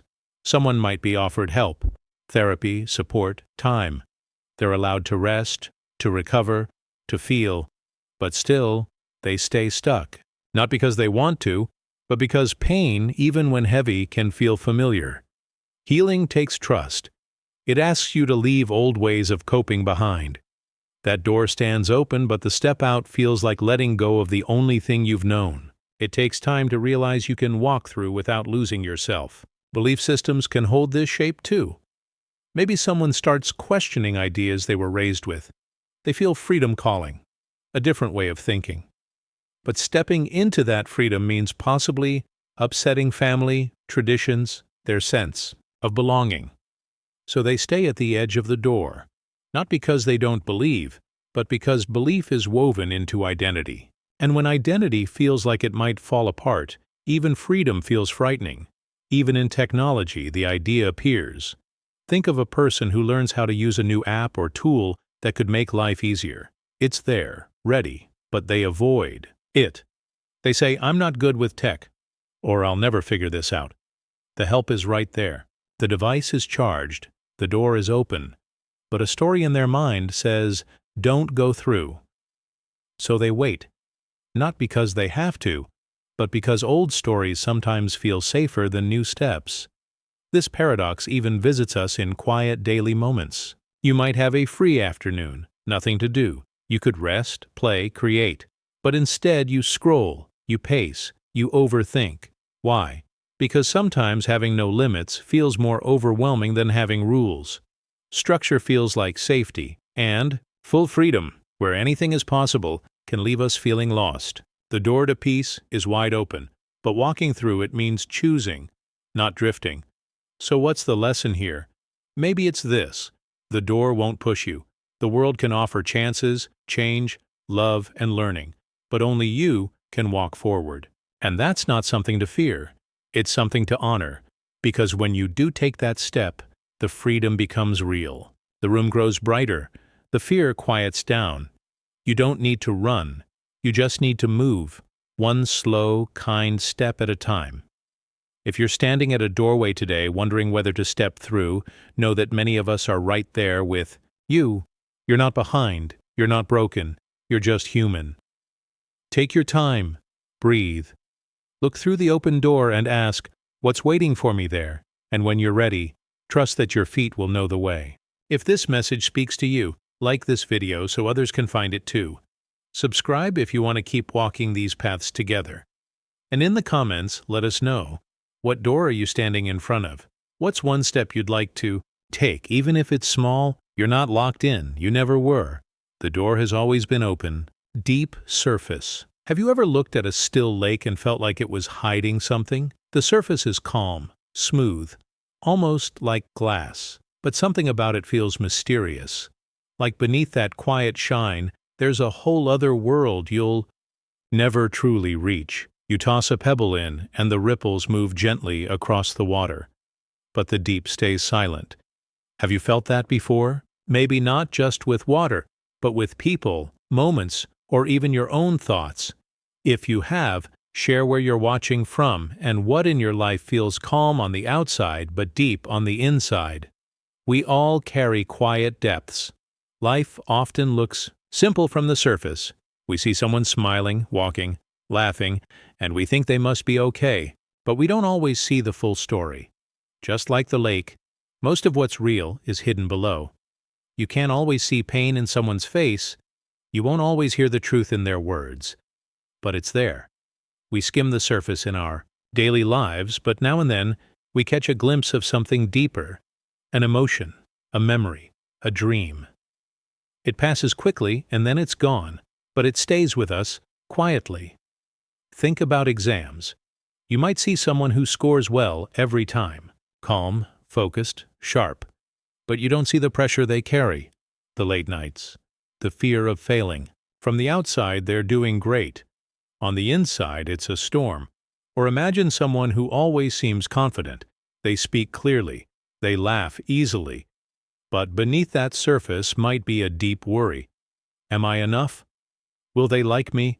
That's the deep surface, the part of us that we show and the part we hide. Both are true and both deserve care. In relationships, this paradox shows up all the time. You can know someone for years, sit with them, eat with them, laugh with them, and still not know everything they carry. Sometimes they don't even know themselves. The relationship looks stable on the outside, but inside there might be silence that hasn't been explored, questions that haven't been asked, or emotions that feel too hard to name. And yet, that surface, just being there for each other, can hold so much meaning, even without touching the very bottom. This also happens with our own emotions. You might wake up feeling fine, not happy, not sad, just fine. But as the day goes on, something small triggers a tear or a memory, and suddenly you realize there's more going on under the surface, a sadness you didn't name, a dream you've been ignoring, a need you've buried. It's easy to float through life like that, skimming, smiling, staying above the deep. But sometimes those glimpses from below remind us that there's more inside us than we realize. In belief, too, we see this pattern. You may follow a certain path, repeat a certain prayer, attend the same place every week. The surface is calm, steady. But beneath that practice, your heart might be asking questions, quiet ones, doubts, wonderings. A person can look faithful, devoted, centered, and still be exploring something hidden in their soul. And that's not wrong, that's real. The surface is part of the journey, but the depth is where meaning slowly begins to grow. Even language itself plays with this paradox. We say, "I'm okay" when we're not. We say, "I don't mind" when we do. We laugh at things that scare us. Words live on the surface, but the truth behind them often swims deep. And sometimes, when someone says nothing at all, that silence says more than 100 sentences ever could. You hear a pause in their voice, or a softness that wasn't there before, and suddenly you know. You're not just hearing what they're saying. You're feeling what they're holding underneath. Mental health is another space where this paradox is powerful. Someone can be high-functioning, busy, productive, and still be struggling. They show up, they smile, they do the work, but under that calm surface they may be dealing with anxiety, loneliness, fear. We often forget that not all pain looks dramatic. Sometimes the hardest things live under the quietest faces, and that's why kindness matters. Because we never truly know how deep someone's lake goes. We only see the light on the top. Even technology holds this shape. You look at a simple app, a clean screen, a few buttons, but behind it, lines, and lines of code are running. Algorithms, decisions, layers of function that never meet the user's eye. We swipe, tap, scroll, and it all feels easy. But what happens behind the screen is complex, thoughtful, deep, just like people, just like life. The surface is smooth, but it's not the whole truth. You may see this in yourself when you look in the mirror. Some days you see a face you know, calm, neutral. But inside, you're thinking, feeling, remembering. Your mind is busy, your heart is full. You go through your day, doing the normal things, eating, walking, talking, and no one knows that beneath that steady surface, something inside you is shifting, healing, hurting, hoping, and that's okay. You're allowed to carry both, the calm and the current. So what do we do with this? We slow down. We listen better. We ask not just how are you, but what's really going on? We learn to respect the deep even when we can't always reach it. Some people won't tell you their whole story. Some thoughts won't rise to the top. Some feelings will stay under for a long time. But just knowing they're there changes the way we move through life. It makes us gentler, softer, a little more patient with others and with ourselves. If this idea speaks to something in you, give this video a like so it can reach more people. Leave a comment. What's something in your life that seems simple but feels deeper the more you think about it? Or just let us know where you're watching from. We're all floating through these quiet waters together. Subscribe if you'd like more calm reflections like this. And tonight, or maybe tomorrow, when you see something calm, a cup of tea, a quiet sky, a still lake, pause for a moment. And remember, even the most peaceful surfaces can hide the deepest truths, clear obscurity. Have you ever looked at something so closely, so clearly, that it actually became harder to understand? Like staring at a word for too long until it starts to look strange, or when someone explains something in such exact detail that you lose the meaning entirely. It's like the truth is right in front of you, crystal clear, but somehow you still can't see it. It hides in plain sight. Have you felt this before? If you have, tell us in the comments where you're watching from and what moment in your life felt both obvious and confusing at the same time. Sometimes, what's most visible is also the hardest to grasp. This idea shows up in so many places. Think about art. Sometimes we look at a painting and see every line, every color, every shape. It's beautiful, perfect. And yet we walk away, unsure what it means. We might even ask, what is this supposed to be? It's all there. Nothing is hidden, but something inside us still searches for the deeper layer. Or imagine hearing a song with simple words. You understand every line, but something about it lingers. It says more than it says. The meaning isn't in the words. It's in the space between them. This happens in everyday life too. In school, you might read a passage in a textbook. The words are easy. The facts are there, but somehow it doesn't connect. You know what's being said, but you don't know what it means. You read it again, still clear, still confusing. Or during exams, you memorize the answers, you get the marks. But inside, you feel like you missed something. The lesson didn't stay. The learning was too sharp, too fast, too focused. Sometimes the clearest things are also the most empty. Think about people, someone you know well. You see them every day. You know how they speak, how they move, what they like, but one day they say something that surprises you, and you realize you don't know them as fully as you thought. Their life, their thoughts, their past, it's been right in front of you. But you didn't see it. Not really. You saw the shape, but not the soul. And sometimes we do this with ourselves too. We tell people, I'm fine, or I know who I am. But then something shifts. A dream, a failure, a quiet moment. And suddenly we feel like strangers to our own mind. Relationships often live in this space. Two people may talk every day, share a home, even love each other deeply. And yet something unspoken hangs between them. Not because it's hidden, but because it's too big or too simple. The clearer it becomes, the harder it is to talk about. Love, for example. We all know what it is, but ask someone to define it, and they might struggle. It's not because they don't feel it. It's because it's so close, so clear, that the words get in the way. It's like trying to explain why the sky is blue. You just know. You see it. But do you understand it? This paradox touches belief, too. Many people grow up with clear teachings, clear rules, clear answers. But as life unfolds, questions come. Not because the belief isn't real, but because it's so strong it asks to be re-seen, refelt. You can recite a verse, repeat a ritual, follow a tradition. But I still wonder, what does this mean for me? The answer was always there, but now it feels like you're seeing it for the first time. Clear, but uncertain. That's not failure, that's growth. Language itself plays with this idea. Some words are used so often, they lose their weight. Sorry, love, busy. We say them every day, and yet sometimes they mean everything. Other times, nothing. You hear someone say, I'm okay, and you believe them. But Later, you find out they were hurting. The word was clear.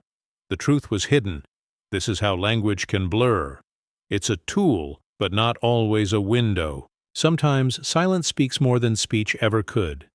In mental health, this paradox is powerful. Someone may look perfectly fine, dressed well, speaking clearly, smiling often, but they might be feeling lost inside. They don't hide it on purpose. It's just that the signs don't always show. Their pain isn't loud, it's quiet, but constant. We often say, check in on your strong friends, and that's exactly why. Strength can look clear, but that doesn't mean there's no struggle. When we slow down and truly listen, we may hear the truth that hides in plain view. Technology is another place where we meet this paradox. You scroll through a feed, photos, captions, perfectly edited. You see the surface of someone's life, so sharp, so clean, but it tells only part of the story. A smile in a picture might cover a hard day. A post about success might hide months of failure. What you see is clear. But what does it mean? That's where the depth lives. We forget this when we compare ourselves. We think, they're doing great. Why am I not? But we're comparing our inside to their outside. And that's never a fair match. Even in nature, this pattern shows up. A mountain looks solid, still, strong. But inside, it's always changing. Erosion, pressure, time. You don't see it, but it's happening. Or take the sun. It shines clearly every day, and yet its light travels millions of kilometers to reach us. You can't stare directly at it. But without it, you wouldn't see anything at all. It's the most obvious thing, and yet the most mysterious. So what does this mean for us? Maybe it means we need to look slower, listen deeper, ask more questions, not because things are hidden, but because meaning often lives beneath the obvious. When someone says, "I'm tired," maybe they mean more. When you feel restless, maybe it's not just lack of sleep, but something inside you asking to be heard. When you look at your life and feel unsure, maybe the answer isn't far away. Maybe it's right in front of you, just waiting to be seen in a new way. If this idea speaks to something you've felt, give this video a like so it can reach others who might need it too. Share your thoughts in the comments. What's something you thought you understood, but later realized had more meaning? Or just tell us where you're watching from. Every story adds to the quiet depth of this space. And if you enjoy calm, thoughtful reflections like this, consider subscribing. We share more every week. Next time you find yourself staring at something that seems too clear to question, a word, a feeling, a person, pause. Take a breath and ask yourself, what might be hiding in plain sight? Gentle violence. There's a moment just before a storm hits when everything becomes still. The sky darkens, the air thickens, and even the birds go silent. It's not chaos. Not yet. It's calm, gentle, almost peaceful, but deep down, you can feel it. Something powerful is coming. That strange silence, that heavy air, it's not comfortable. It's a warning. And that's the paradox. The quietest moments can hold the loudest truths. The softest spaces can carry the strongest force. Have you ever felt this in your life? A time when everything around you seemed quiet, but you knew something big was building inside? Share your story or where you're watching from. Let's see how many of us have felt this quiet tension. This experience shows up more than we realize. Think about arguments. Not the loud, angry ones, but the silent ones. The kind where two people stop talking. No yelling, no blame, just silence. But that silence is sharp, heavy. It says more than words ever could. It's the quiet that hurts the most. Or consider exams, not the exam itself, but that moment just before it begins. Everyone is seated. Pens are ready. The teacher is handing out papers. It's silent, but that silence is full of pressure, fear, hope. You can almost hear people thinking. Nature does this too. Right before a volcano erupts, there's a strange stillness. Animals go quiet. The wind slows down. It's like the earth is taking a breath. And then, eruption. The same with tsunamis. The sea pulls back. The beach stretches wide. Beautiful, but wrong. That beauty isn't safe. It's power hiding in quietness. We often expect danger to shout, but sometimes it whispers. Even in relationships, this paradox lives. You might be with someone who always speaks gently. They never raise their voice, but somehow their words still shake you. Maybe it's a calm goodbye, or a quiet truth. Their tone is soft, but it lands heavy. Why? Because power doesn't always shout. Sometimes it speaks gently and still changes everything. This also happens inside us. Think about the calm before a decision. You've been thinking for days, maybe even weeks. Then, one morning, you wake up, and you just know. It's not dramatic. There's no loud moment, just a quiet certainty. You quit the job, end the relationship, start something new. And people ask, why now? You don't always have a big reason, but something inside you was building, and then softly it turned into action. That's gentle violence, not destruction, but transformation. Our emotions follow this rhythm too. Sadness doesn't always look like crying. Anger doesn't always mean yelling. Sometimes it's just someone sitting quietly, staring at the wall, saying, "I'm fine," in a voice that doesn't match their eyes. There's no noise, but there's pain, and it's real. That's why we must look closer, listen deeper. Stillness doesn't always mean peace. It might mean pressure, waiting. We also feel this when we grow. Growth is slow, quiet. It doesn't shout, but it moves everything, like roots under the soil. You don't see them. But one day, there's a tree. That's how strength works too. You build it day by day. No loud celebration, just quiet steps, until one day you stand taller, stronger, unshaken, and people wonder how, but you know, it came from all those silent days, the times you showed up when no one saw, the times you stayed kind when it was hard. That's gentle violence, when your softness becomes your strength. Language plays with this idea too. Think about poetry. So few words, so much meaning. It doesn't explain, it evokes. You feel something deep even if you can't explain why. That's the power of soft expression. It reaches beyond logic, into the heart. Even in stories, the most powerful scenes aren't always the loudest. Sometimes it's just a pause, a breath, a look, and suddenly everything shifts. In mental health, this paradox can be life-changing. Someone might be struggling, but not in a way you'd expect. They laugh, they work, they smile, but inside, they're sinking. The signs are quiet, but the pain is deep. That's why we must never judge only by the surface. Just because someone looks fine doesn't mean they are. And just because someone speaks gently doesn't mean they aren't strong. It's the quiet battles that often build the strongest people. This idea even touches how we use technology. A single message, just one line, can break a heart, or bring peace. A short text can change a friendship, or end one. It's not loud, but it's real. It carries weight. The silence after someone leaves a group chat, the unread message, the seen but not replied moment, all gentle, all powerful.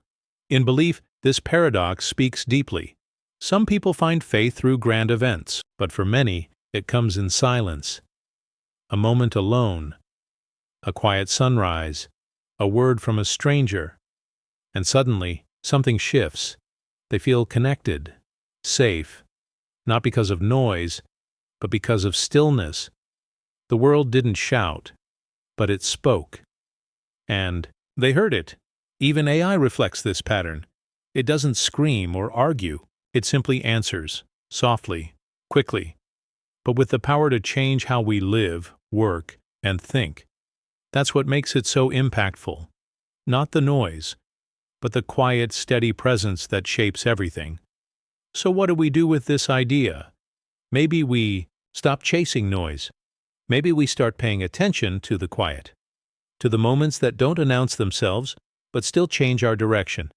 Maybe we listen more closely to people who speak softly. Maybe we respect our own silent decisions more, trusting that just because something isn't dramatic doesn't mean it's not important. If this thought spoke to something you felt, give this video a like. It helps others find their way to this quiet space. Leave a comment with your own experience. When did something soft feel powerful to you? Or just tell us where you're watching from. Your presence here matters, and if you'd like more calm reflections like this, consider subscribing. We're building a community of people who think deeply and breathe slowly. You're welcome here. So next time you find yourself in a quiet moment, don't rush past it. Stay there. Feel it. It might be soft. It might be still, but inside, it may hold all the power you've been looking for. Awake dreaming. Have you ever had a moment where you're sure you're dreaming, but somehow you also know you're awake? Your eyes are closed, your body is still, but your mind is fully alive. You're walking through a world that isn't real, and yet it feels more vivid than anything outside. Time moves differently. Rules don't apply. You're floating, or flying, or talking to someone long gone, and you're aware it's not real, but you stay there, watching, feeling, living it. That's the strange space between sleep and wake, a place where logic bends and your thoughts don't follow normal paths. Have you ever been there? If you have, share your experience, or just tell us where you're watching from. Let's see how many of us have walked that quiet bridge between the conscious and the dreaming. This state doesn't always happen with your eyes closed. Sometimes it happens during the day. You might be staring out a window, or sitting in class, or riding a bus. And suddenly, you drift. You're still present, but not really. Your body's there, but your mind is somewhere else. In a memory, in a hope, in a place that doesn't exist. But it feels peaceful. It feels right. You don't want to leave it. That's awake dreaming. You're not asleep. You're not fully awake either. You're in between. Many people experience this during stressful times, exams, big decisions, relationship struggles.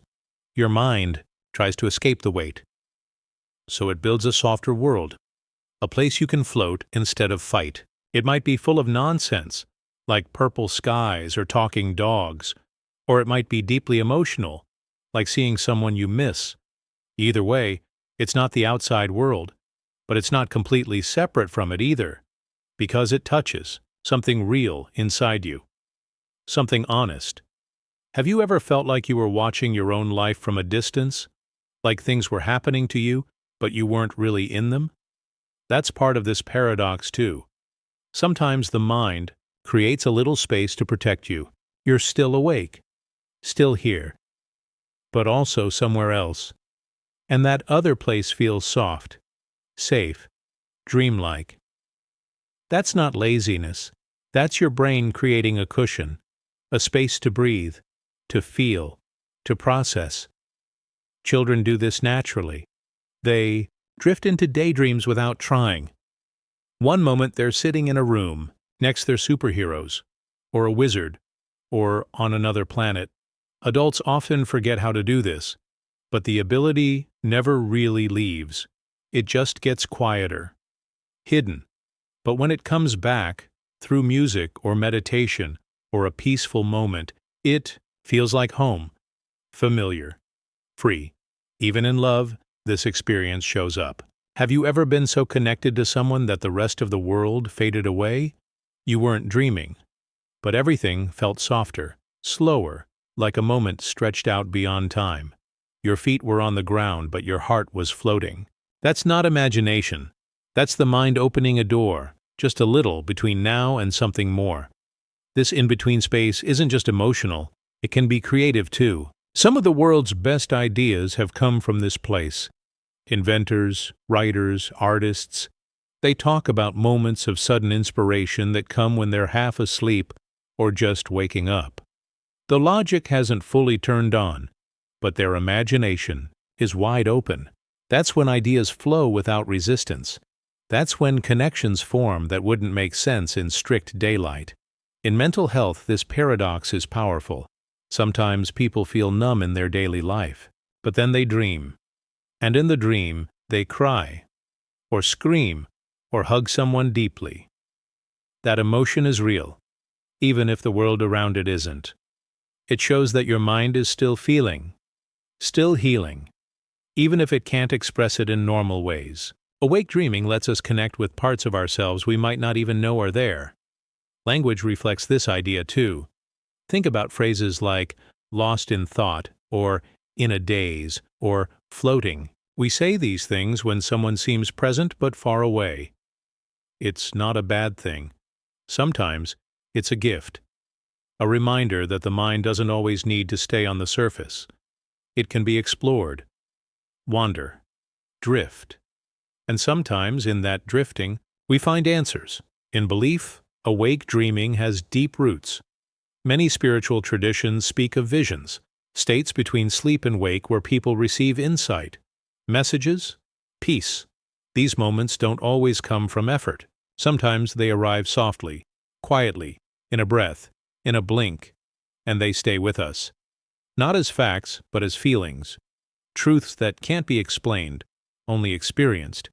Even artificial intelligence, in a way, mirrors this state.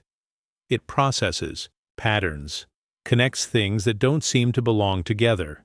It doesn't dream like we do, but it moves in that space between logic and flow. And when we interact with it, we often feel like we're speaking to something that knows just enough to be helpful, but not enough to be fully grounded. It's strange, but sometimes it is helpful, like a dream that tells you something without using words. So what do we do with this gentle paradox? Maybe we stop fearing the drift. Maybe we welcome those moments when our thoughts wander.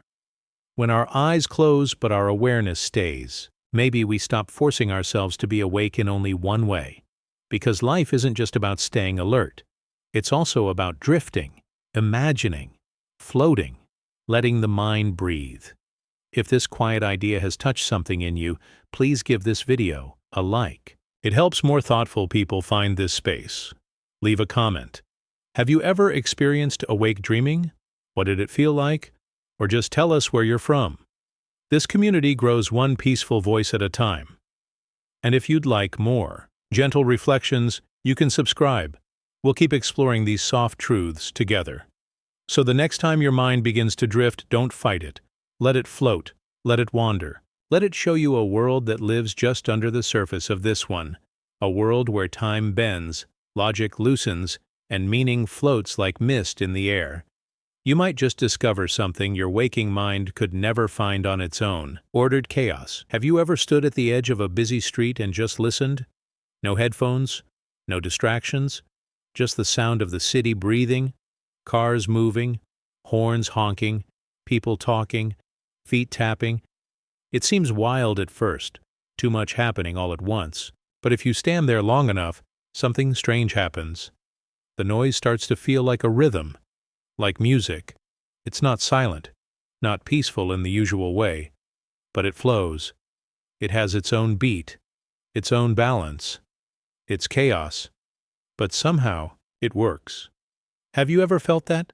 That strange harmony in the middle of what should be a disorder? Let us know in the comments. Have you seen it in your city, your school, your home? Or just tell us where you're watching from. We're building a calm little corner in this noisy world. Now imagine that same street. People rushing to work, street vendors calling out, bikes weaving through traffic, kids laughing, sirens somewhere, far off. Nothing's in sync, but also nothing crashes. People avoid one another without even looking, like dancers in a giant unchoreographed routine. That's ordered chaos, where everything seems random but still flows. We see this a lot in daily life. Think about a classroom just before the bell rings.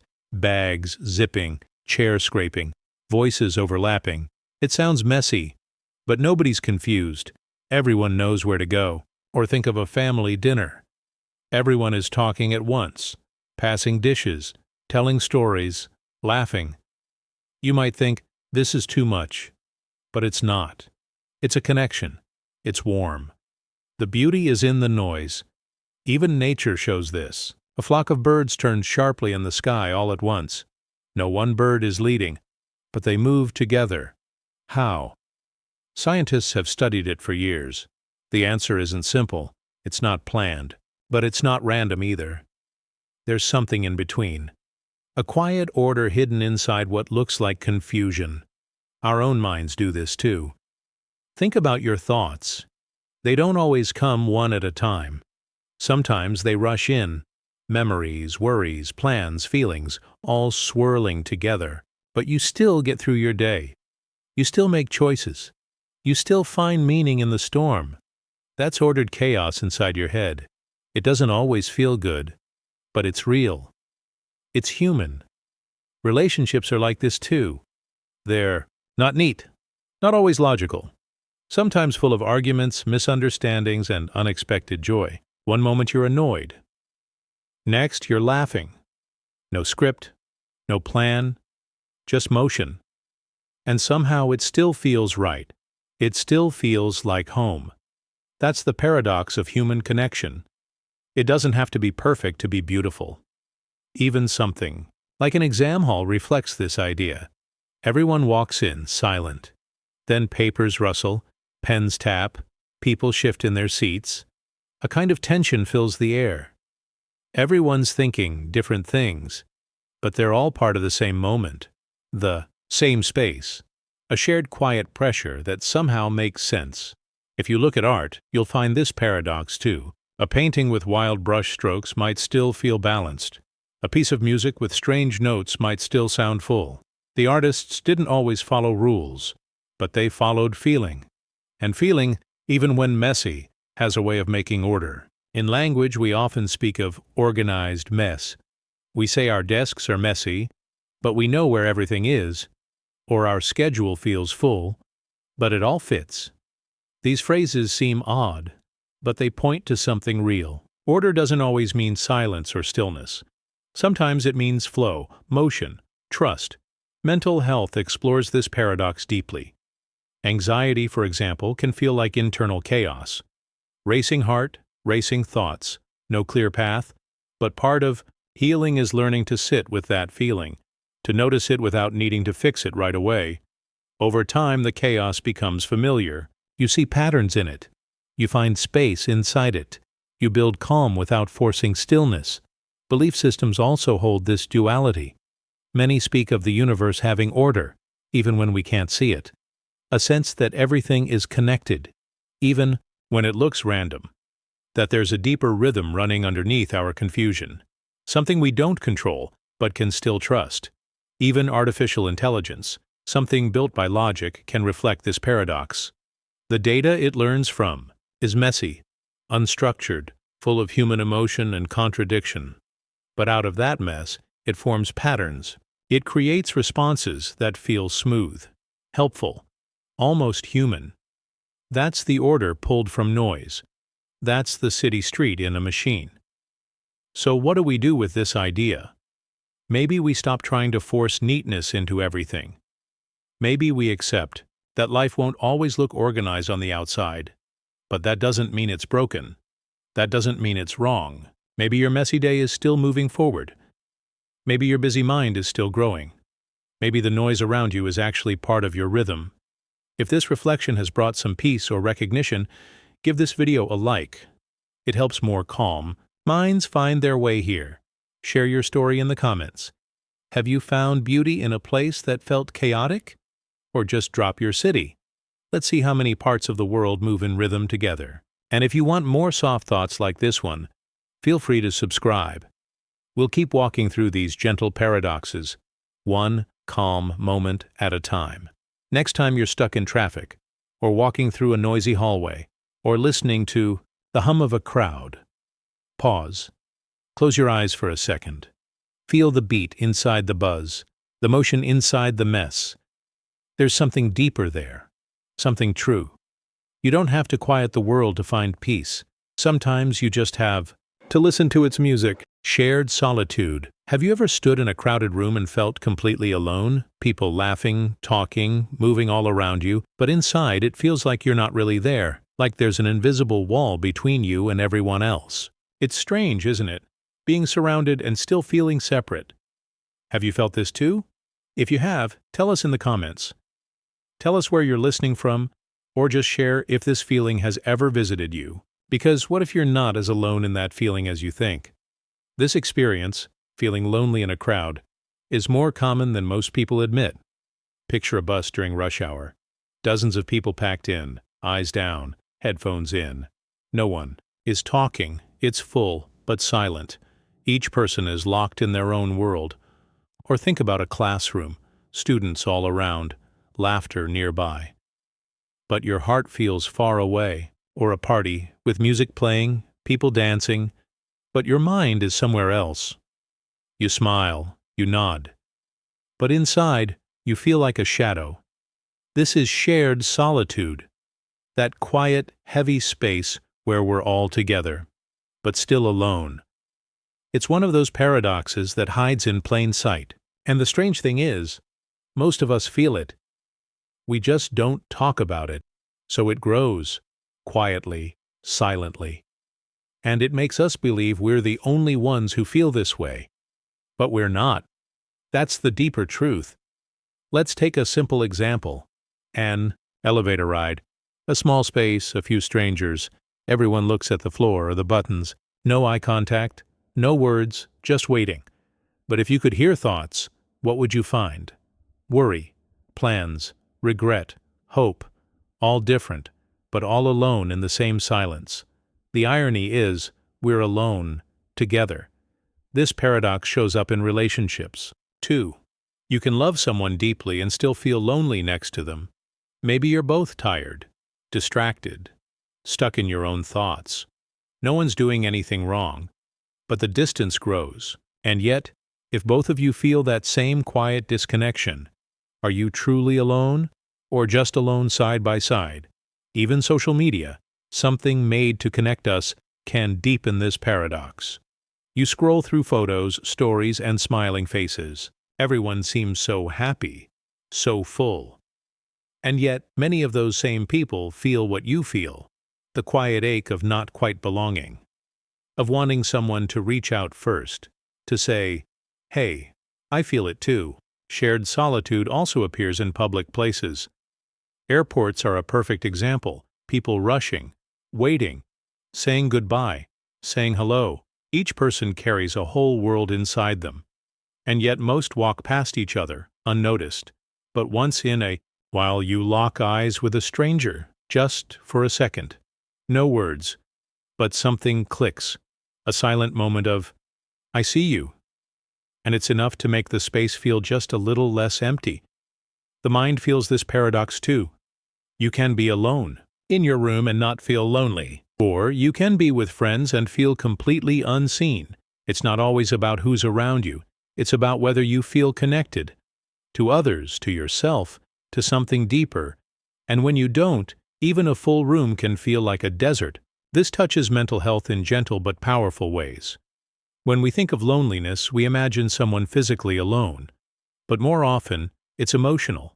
It's the gap between being around others and still feeling unheard, still feeling unseen. And when we believe we're the only ones feeling this way, it gets heavier. That's why it helps to know, really know, that others carry this too. In philosophy, this paradox appears in the idea of the individual versus the collective. We're each unique, different. But we all long for connection, belonging, shared meaning. And in trying to find that, we often hide our true selves, thinking it will make us fit better. But what if everyone's doing that? Then we're all hiding together, alone, in a crowd of masks. Even in language, this paradox is hinted at. Phrases like crowded isolation or silent noise seem strange, but they capture a truth we all feel. That being with others doesn't always cure loneliness. Sometimes it deepens it, especially when we can't be real. Artificial intelligence explores this too in its own way. It interacts, it speaks, it responds, but it doesn't feel right. It doesn't take long. And maybe that's what separates us from machines. Not our logic, but our longing. Our need to be seen, not just heard. So how do we soften this feeling? How do we find warmth in the middle of shared solitude? It starts small. Eye contact, a smile, a message that says, "I was thinking about you." These tiny acts break the silence. They remind someone, maybe even you, that connection is still possible, that even in solitude there's a thread. And maybe the next time you feel alone in a busy space, pause, breathe, look around. Not to search, but to notice.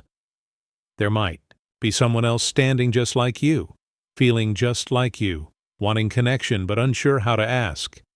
Maybe you'll say something, maybe you won't, but even that awareness of shared feeling can be healing. If this quiet moment touched something in you, consider liking this video. It tells the calm seekers that this space is here for them too. Share your story in the comments. Have you ever felt alone in a crowd? Or just say hi. We rate each one. And if you'd like more thoughts like this, gently shared, you're welcome to subscribe. We'll be right here, moving slowly, softly. Because in this world of bright lights and loud voices, sometimes the most comforting thing is to know that even your solitude is shared, that somewhere, someone understands, and that even if we're apart, we're not truly alone. Empty fullness. Have you ever sat in front of a blank page and felt overwhelmed, not because there's nothing on it, but because there's everything? Strange, isn't it? Something so empty, yet so full. No words, no lines, no pictures, just white space. But inside that silence, there are endless possibilities. Every story that's ever been told, and every story still waiting to be born, could begin right there. A single mark, a single thought, and the page becomes alive. Have you felt this? That quiet tension between nothing and everything? Let us know in the comments. Share where you're watching from, or just tell us how you feel when you face an empty page, screen, or even a moment. It's a feeling most of us recognize, that quiet stretching space before something begins. Think of the pause before a test starts, before you speak your thoughts out loud, or that moment before a song begins to play. These are all blank pages in their own way. They look still, but they hum with energy. They're silent, but they're not empty. They're full of what could be. A student opens a notebook, fresh, unused, just lines and paper. But to the student it could become anything: a diagram, a love letter, a plan, a secret, or nothing at all. That decision, that power, can feel heavy, because when something is completely open, the pressure to fill it right can be strong. It's strange how freedom can feel like pressure sometimes. A blank page doesn't judge, but we often judge ourselves when we look at it. This same paradox shows up in our lives. A free weekend with no plans can feel exciting, but also a little uneasy, because suddenly you have to decide how to spend it. And in that space, questions rise. Am I doing enough? Should I be productive? Should I rest? The openness, the possibility, it can feel like both a gift and a weight. Empty spaces often invite us to face ourselves. That's why they can be so powerful and so scary. Silence in a conversation, a pause between thoughts, an empty room. These aren't just gaps. They're mirrors. They show us what we bring into them, our hopes, fears, desires. And that's why the blank page can feel so full, not because it holds something, but because we do. In relationships, this idea shows up too. Have you ever sat with someone in silence? Not because you had nothing to say, but because the quiet felt meaningful? Or maybe you've been with someone where the silence felt too loud, where the empty space between you revealed something you didn't want to feel. That's the paradox. Silence can bring people closer, or show how far apart they are. Even in technology, we see this play out. Think of an empty text box waiting for your message, or a search bar with nothing in it. You haven't typed yet, but already your mind is racing. What to say? What to ask? The box is empty, but your thoughts aren't. The screen is quiet, but your heart isn't. The mind itself is a bit like a blank page. At any moment it can be filled with memories, dreams, worries. But it can also go still.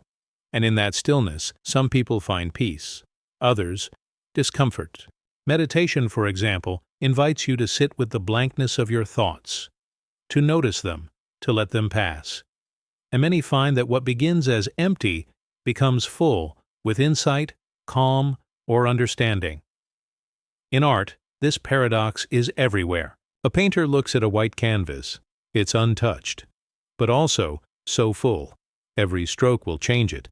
There's no undo button in real life, and that's what makes the start so powerful and so tender. Writers often say that the hardest part is starting, not because they don't have ideas, but because the page, as it is already perfect in its own way. Anything you add changes it. This idea also touches belief. Some see emptiness as absence.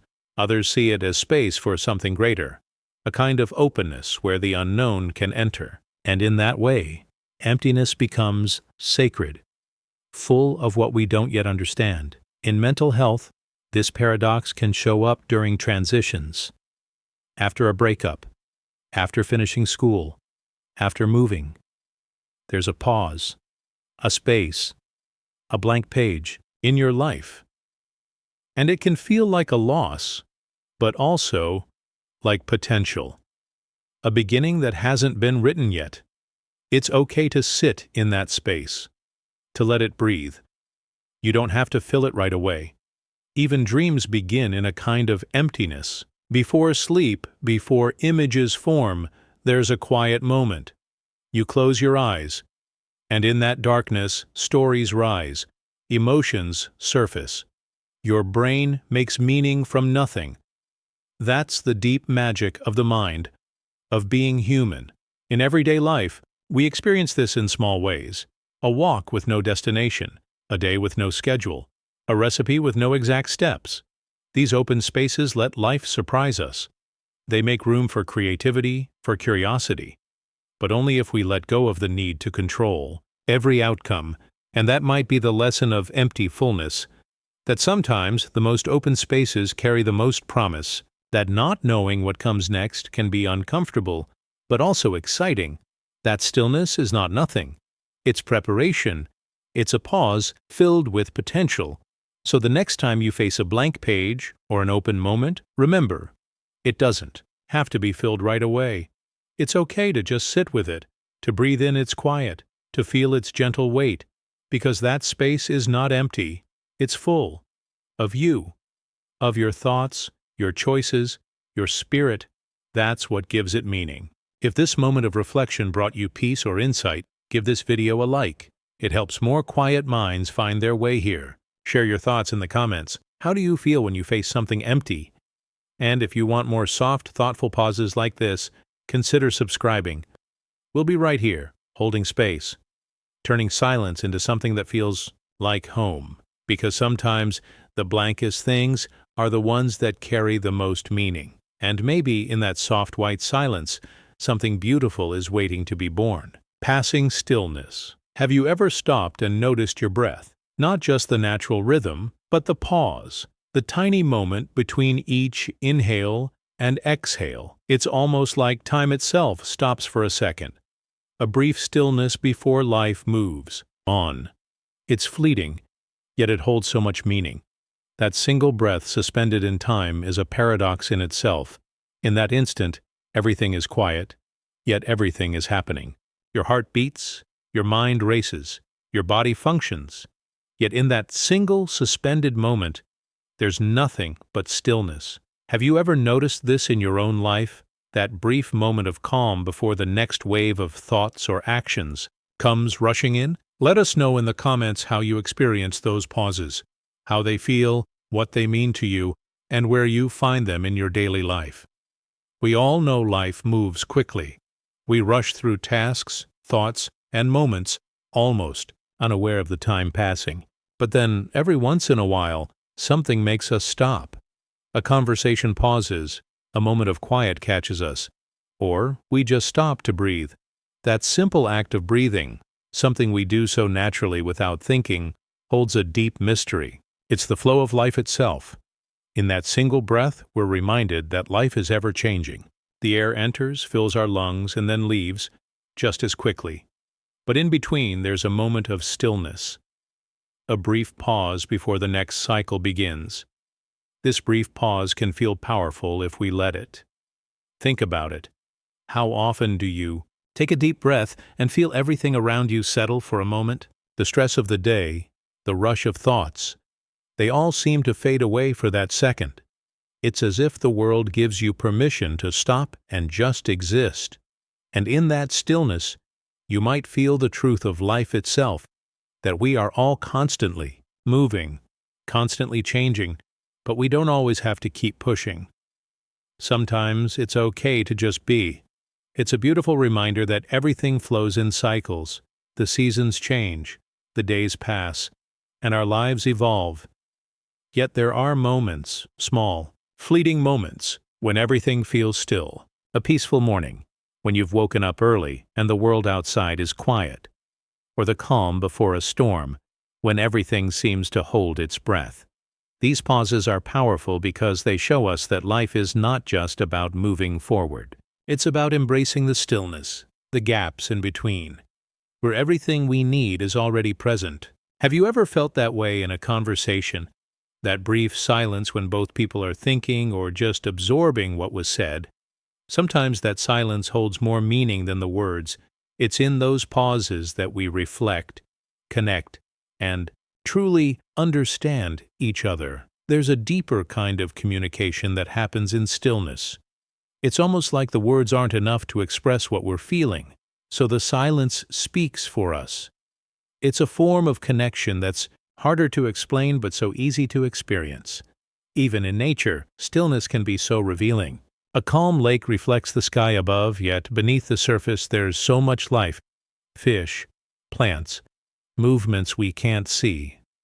We can stare at the surface, appreciating the peace, but there's so much more happening below, just out of view. It's a beautiful reminder that even in stillness, there is movement, growth, and life happening beneath the surface. And isn't that how life is sometimes? On the outside we might look calm, but underneath, there's a whole world of thoughts, emotions, and changes we're navigating.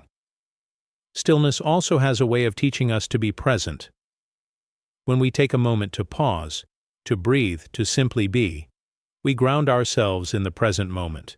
We stop worrying about the future or regretting the past.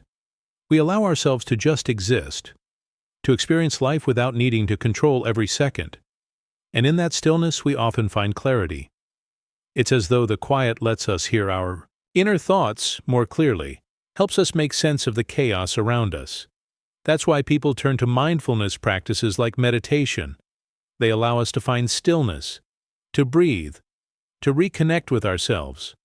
But stillness doesn't just belong to moments of peace. It can also be found in difficult times. Think about a time when you were feeling overwhelmed or anxious, but you took a moment to pause. Maybe it was just a breath. Maybe it was a minute of silence in your busy day. And for that brief moment, you felt like you could handle it all. The stillness offered you strength. It reminded you that even in the middle of chaos, you can find calm. That single breath, that small moment, can be a lifeline when everything else feels like it's rushing forward. Sometimes, stillness can even teach us about the unknown, the moments when we don't have all the answers, when we don't know what comes next. Life is full of uncertainty. But in the spaces between, in the moments of stillness, we can learn to trust. Trust that whatever comes next, we'll handle it.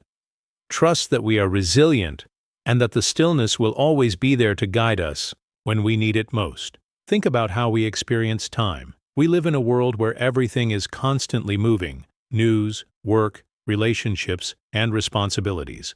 But then we have these pockets of time where nothing happens. Those still moments, however brief, are precious because they remind us that we're not machines. We don't have to keep moving all the time. We can stop, breathe, and just be. And that's when we truly experience the flow of life. It's not always in the hustle. It's not always in the rush. Sometimes it's quiet. If this resonated with you, take a moment to reflect.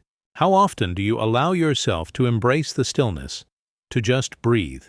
If this video brought you some calm or helped you see things differently, consider giving it a like. Share your thoughts in the comments. How do you experience moments of stillness in your life? And if you'd like to explore more thoughtful pauses like this, subscribe to our channel. We'll continue to explore life's paradoxes together, finding meaning in the moments in between, because sometimes, in the quietest breaths, we find the answers we've been searching for. Simple mystery. Have you ever been asked a question by a child that left you speechless? It's often something so simple, so innocent, that it stirs a strange feeling inside, a mix of wonder and confusion. You find yourself stalling, searching for an answer, but in the end, you realize that the question isn't simple at all. It's a reminder of how little we actually understand about the world, despite how much we think we know. Maybe it's a question like, why is the sky blue? Or where do dreams come from?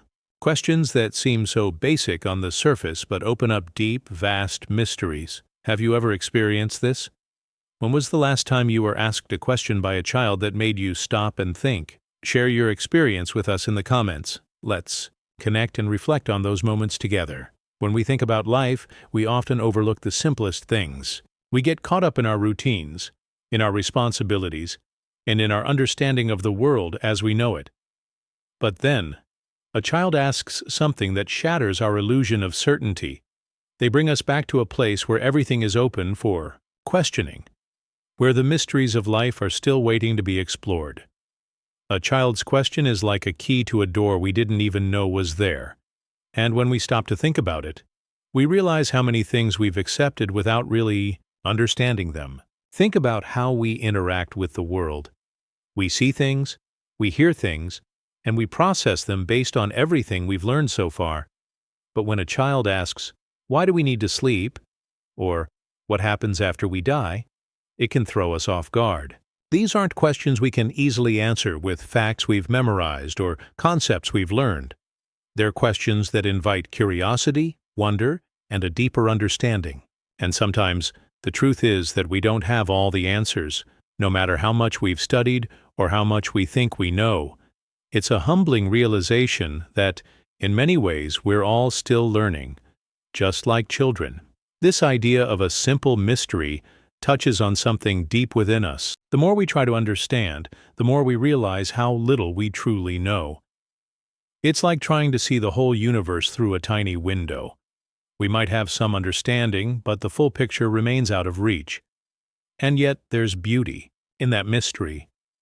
There's beauty in knowing that we don't have all the answers, that life is filled with questions waiting to be explored. Children have a way of teaching us this lesson every day.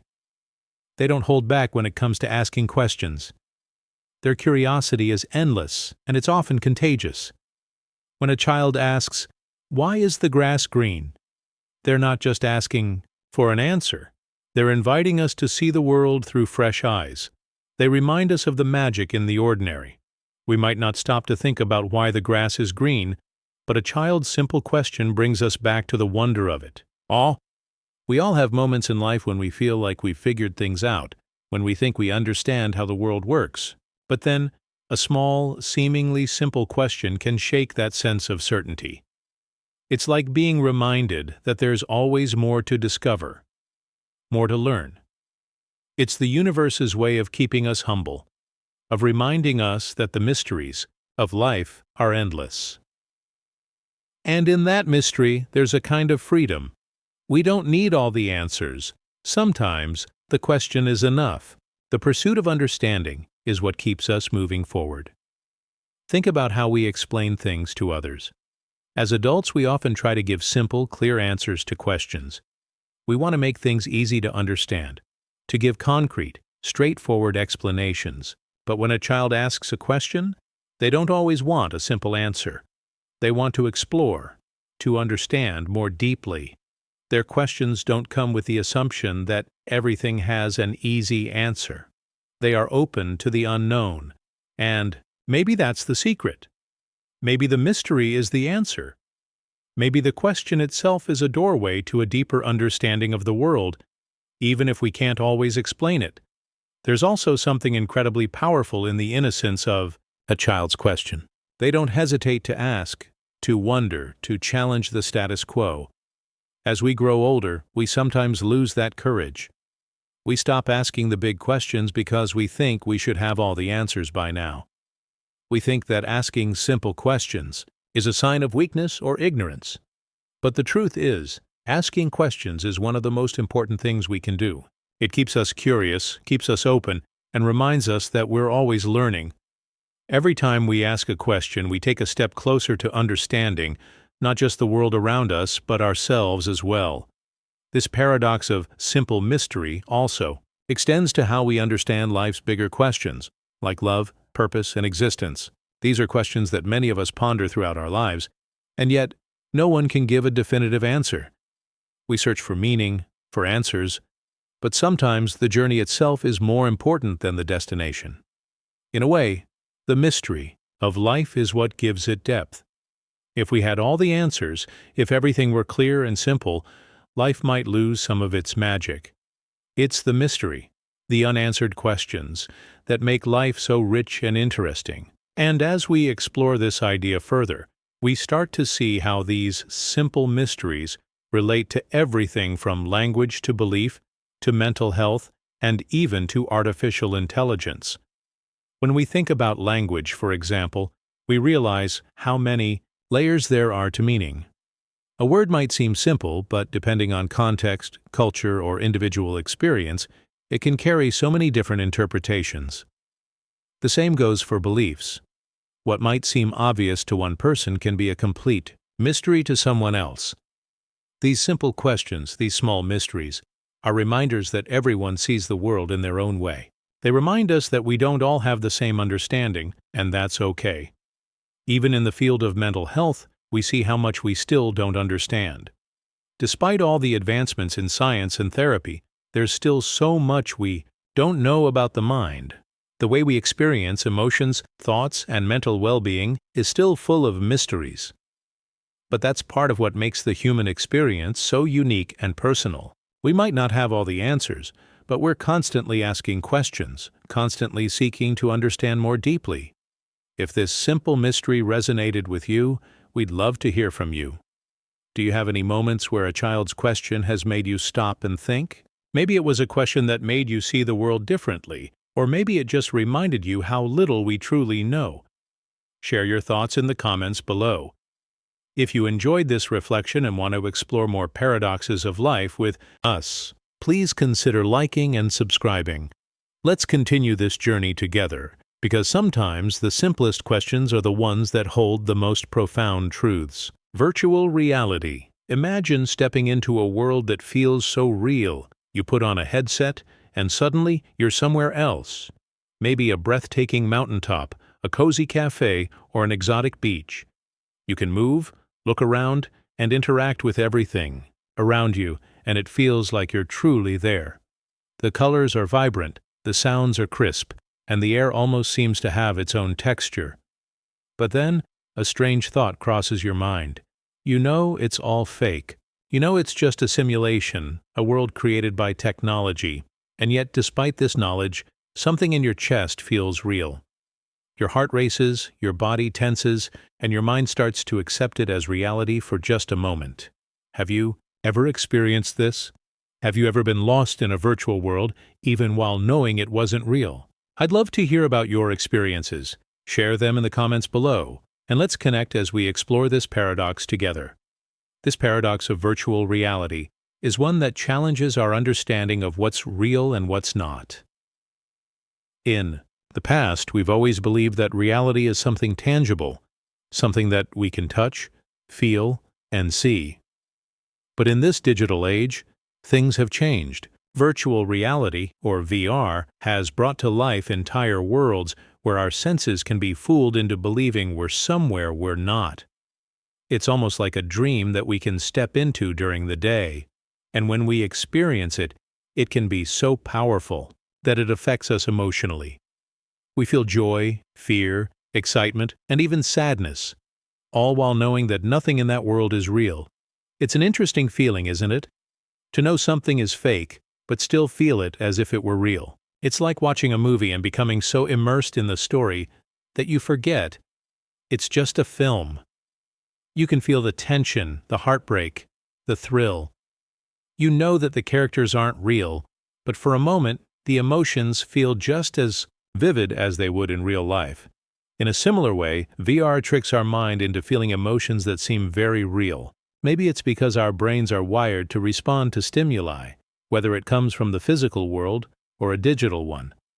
The connection between our mind and body is so powerful that it doesn't always need physical reality to trigger emotions. It just needs to simulate the right environment.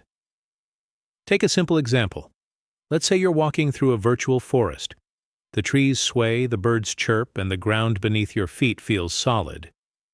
Even though you know that it's all just pixels and programming, your mind still reacts as if it's happening for real. Maybe you even start to feel relaxed, as if you're actually taking a peaceful walk through nature. Or perhaps, in a more intense VR experience, your heart starts racing when you're chased by a virtual creature, even though you know it can't harm you. These experiences are a testament to how deeply our minds can connect with a virtual world, despite knowing it's not real.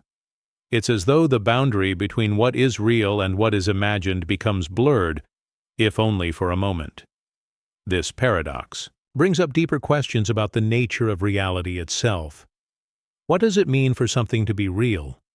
We often define reality by what we can physically touch, see, or feel. But virtual reality challenges that definition. It asks us to reconsider what makes something real. Is it simply the physical world we live in? Or can an experience, whether virtual or not, be real if it makes us feel something genuine? In relationships, for example, we often hear people say that emotional connections are just as real as physical ones. We don't always need to be in the same room to feel close to someone. A conversation over the phone, a message, or even a virtual meeting can stir the same feelings of connection. It's the same idea with virtual reality. The physical presence of the environment may not be there, but the emotions we feel while immersed in it can be just as real as if we were physically present. It's as though the mind is the bridge between the two worlds, real and virtual, and it gives weight to both. This paradox also touches on mental health in an interesting way. Many people use VR for therapy, whether it's to confront fears, practice social interactions, or escape the stresses of the world. Even though the situations they're experiencing aren't real, the impact they have on mental well-being can be profound. A person with a fear of heights may use VR to practice standing on a high ledge, and though they're safe in a room, their body responds as if the fear were real. Similarly, VR can be used to provide a safe space for people with anxiety or depression, allowing them to explore different scenarios and work through their emotions without the pressure of the outside world. It's an amazing example of how virtual experiences can shape our mental and emotional reality. It's also fascinating to think about how VR intersects with our beliefs and perceptions of the world.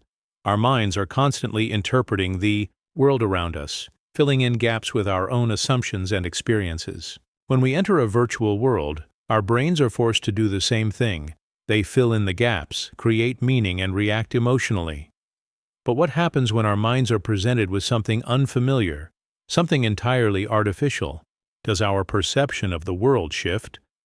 Does our sense of what's real begin to change? This is a question that has been explored in everything from philosophy to artificial intelligence, AI. As technology advances, we're faced with new definitions of reality, and our understanding of the world is constantly evolving. Now, let's think about how this paradox applies to AI. AI is designed to simulate human behavior and responses, and in some ways, it can create a reality of its own. A chatbot, for example, might seem like it understands us, but it's not real. It's a program designed to simulate a conversation. Yet, when we interact with it, we still feel a connection, a sense of communication. The same can be said for VR and AI. These technologies are blurring the lines between what's real and what's simulated, forcing us to ask deeper questions about human consciousness and perception. If something can make us feel real emotions, Can we still say it's not real? If this paradox has left you thinking about your own experiences with virtual reality or emotions, share them with us in the comments below. We'd love to hear how you've felt the mix of the virtual and the real in your life. If you've enjoyed this exploration into the world of paradoxes, please give us a like and subscribe for more discussions like this. Together, let's continue, exploring the fascinating mysteries of life, where reality is sometimes more than meets the eye. Echoed silence. Imagine standing at the edge of a vast canyon. The air is still, the world around you silent, and you're completely alone. You decide to shout, to send your voice out into the emptiness. Your shout echoes through the canyon. But when the sound returns, there's no response, no answer. The silence is almost deafening. And yet, in that silence, you hear something you didn't expect. You hear your own soul, as if the void itself is reflecting not just your words, but your deepest thoughts and feelings. It's as if that echo carries a piece of you, something raw and personal. Have you ever experienced this? Have you ever been in a place so quiet, yet felt so deeply connected to yourself? I'd love to hear your thoughts and experiences. Share them with us in the comments below. Let's explore the strange paradox of echoed silence together. There's something profoundly mysterious about silence, especially in places like a canyon or an empty room. Silence is often seen as a lack of sound, but in these moments of complete stillness, it can feel like so much more. It's as though the silence itself speaks to you, offering a reflection of your inner self. When you shout into a canyon and hear no echo, it's easy to assume that the canyon has no voice, no response. Yet, the paradox is that the very act of silence, the absence of sound, can make us more aware of our own internal voice. It's as though the world has stopped for just a moment, and in that pause, we hear something deeper within ourselves. Think about times when you've been in complete silence, maybe during a long walk alone, or when you've sat quietly with your thoughts. The world around you might be quiet, but your mind isn't. It's in those moments when we're surrounded by silence that we often confront the most profound parts of ourselves. It's almost like the quiet forces us to listen, not to the external noise, but to the inner echoes of our thoughts, desires, and even fears. Just like the shout into the canyon, we might expect something to return, an answer, a noise, a sign. But instead we're met with something unexpected, the echo of our own soul. This paradox can also be seen in our relationships with others. We often seek external validation, approval, or connection. We shout into the world, hoping to hear something back, hoping for a response. But sometimes, the silence we receive in return isn't an absence of meaning. It's an invitation to listen to our own inner voice. In relationships, we often feel the need to be heard, but it's easy to forget that listening to ourselves can be just as important. Sometimes the silence is not a sign of rejection, but a moment to reflect, to find the answers within ourselves. It's in the moments of quiet reflection that we may uncover insights that we've been overlooking in the noise of our daily lives. In a more everyday context, think of times when you've been uncertain, when you've faced a challenge or a decision. You might have asked others for advice, sought comfort from friends, or turned to the internet for answers. But sometimes, the best answers come when we allow ourselves to sit in silence, to listen to our own thoughts, and to trust the wisdom that already resides within us. The paradox here is that while we seek answers outside of ourselves, the true clarity often arises in moments of silence, when we listen deeply to our inner voice. This paradox also has a deeper connection to our mental health. In a world that's always on, constantly moving, constantly making noise, it can be hard to hear our own inner voice. We're bombarded with distractions, with the need to keep up, with the constant pressure of external expectations. But in moments of silence, we have the opportunity to reconnect with ourselves, to heal, and to reflect. In silence, we may confront the things we've been avoiding, the emotions we've been suppressing, or the dreams we've been too afraid to pursue. It's in the quiet moments that we have the space to process our emotions and find peace within ourselves. The paradox is that silence, often perceived as empty or meaningless, can be the most powerful tool for emotional clarity and healing. This concept also brings us to the larger theme of belief. What do we believe when we're alone in the silence? Do we believe in the power of our own thoughts, our own feelings? Or do we find ourselves looking for external validation, for signs that we're on the right path? The paradox of echoed silence challenges us to trust in ourselves.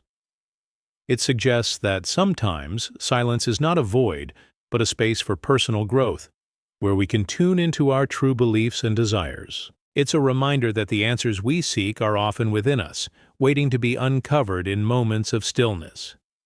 Now, let's think about how this paradox relates to the world of technology and artificial intelligence. We live in an era where noise and information are always at our fingertips. The digital world is never silent. But as we become more connected, we might find that we're losing touch with that internal silence, with the quiet moments that allow us to hear ourselves. In a world full of notifications, constant communication, and endless content, it's easy to feel like we're shouting into a void. But perhaps the true power of silence, the real echo, comes when we disconnect from the noise and reconnect with ourselves. Even as technology evolves, we're still human, and we still need those moments of reflection and solitude to hear the deepest parts of our souls. The paradox of echoed silence invites us to embrace stillness.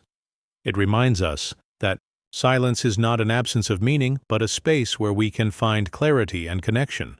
When we shout into the canyon and hear no return, we are not just hearing emptiness, we are hearing ourselves.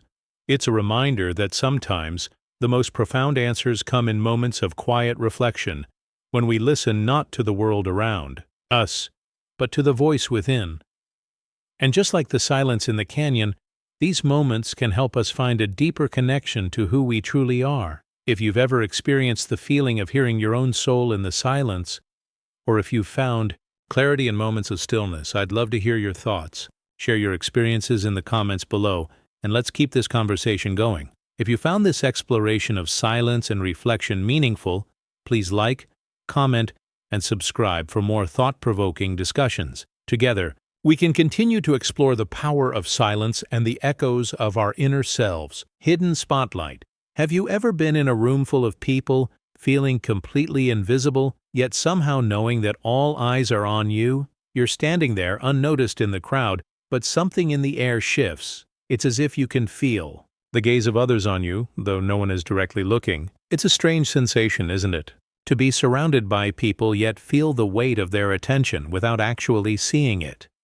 It's almost like an invisible spotlight shining down on you, one you can't escape. Has this ever happened to you? Maybe during a social event, or when you were trying to blend in but felt like you couldn't? Share your thoughts or experiences with me in the comments. I'd love to hear how you've navigated moments like this. Let's explore this odd feeling together and see where it takes us. There's something curious about the concept of attention. Often we crave it, seek it out, and sometimes even fear it. But what happens when we find ourselves in a situation where we're not actively seeking attention, yet it still seems to find us?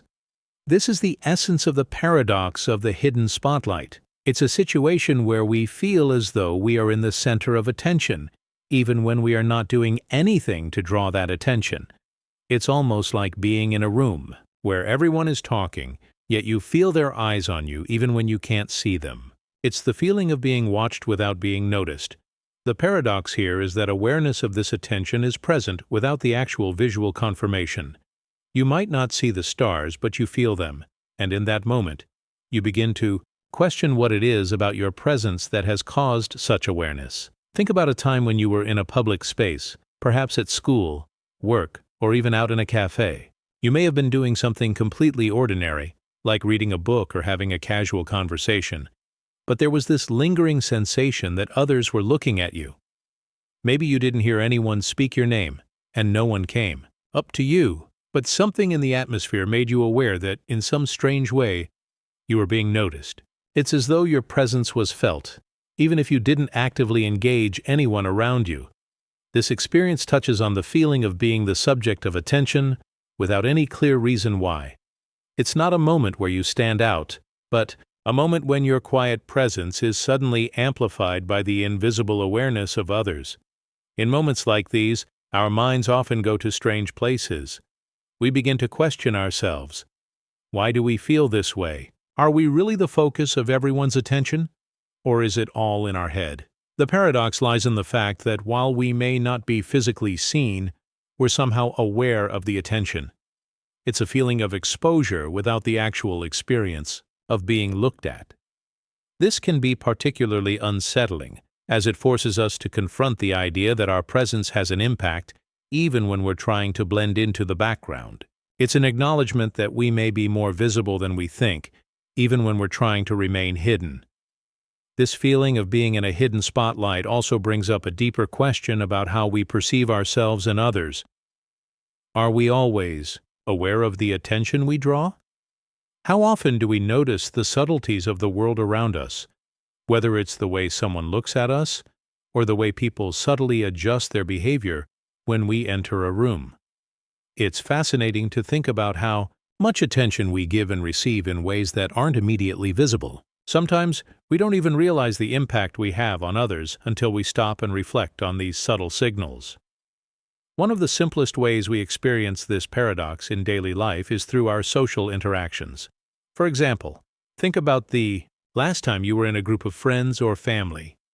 There are times when someone might tell a story, and although no one is specifically focused on you, you can't shake the feeling that everyone is paying attention to your reactions.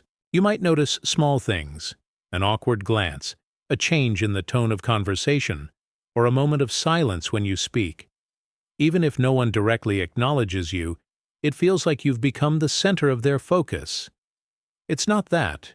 They are staring at you, but your awareness of their gaze is enough to make you feel exposed, even if you're not physically seen. This paradox extends into our personal beliefs and self-awareness. Why do we feel the weight of invisible eyes on us? It often points to our own insecurities or fears of judgment. We live in a world where attention is powerful. Social media amplifies this, making us feel more visible even when we're not physically present in a space. The paradox becomes more complex in a digital world, where your presence can be felt even in your absence. The likes, the following, the subtle hints of engagement, these things can make us feel as though we are always in the spotlight, even when we are simply going about our daily lives. It's as if the world is constantly observing us, whether we're aware of it or not. In relationships, we often seek validation and recognition. We want to feel acknowledged, appreciated, and loved. However, the paradox of the hidden spotlight suggests that we don't always need external validation to feel visible. Sometimes we can draw attention to ourselves simply by being present, by allowing our energy to fill the space around us. This is especially true in our intimate relationships. The subtle ways in which we make others feel seen, heard, or loved can sometimes be more powerful than any grand gesture. It's not always about what's visible to the eye, but the energy we give off that people notice. The hidden spotlight is also a reminder of the importance of empathy. When we feel the eyes of others upon us, whether real or imagined, it's easy to forget that others experience this sensation too. In a crowded room, someone may be standing just like you, feeling the same hidden gaze, but never expressing it. It's a universal experience of vulnerability, one that transcends individual differences.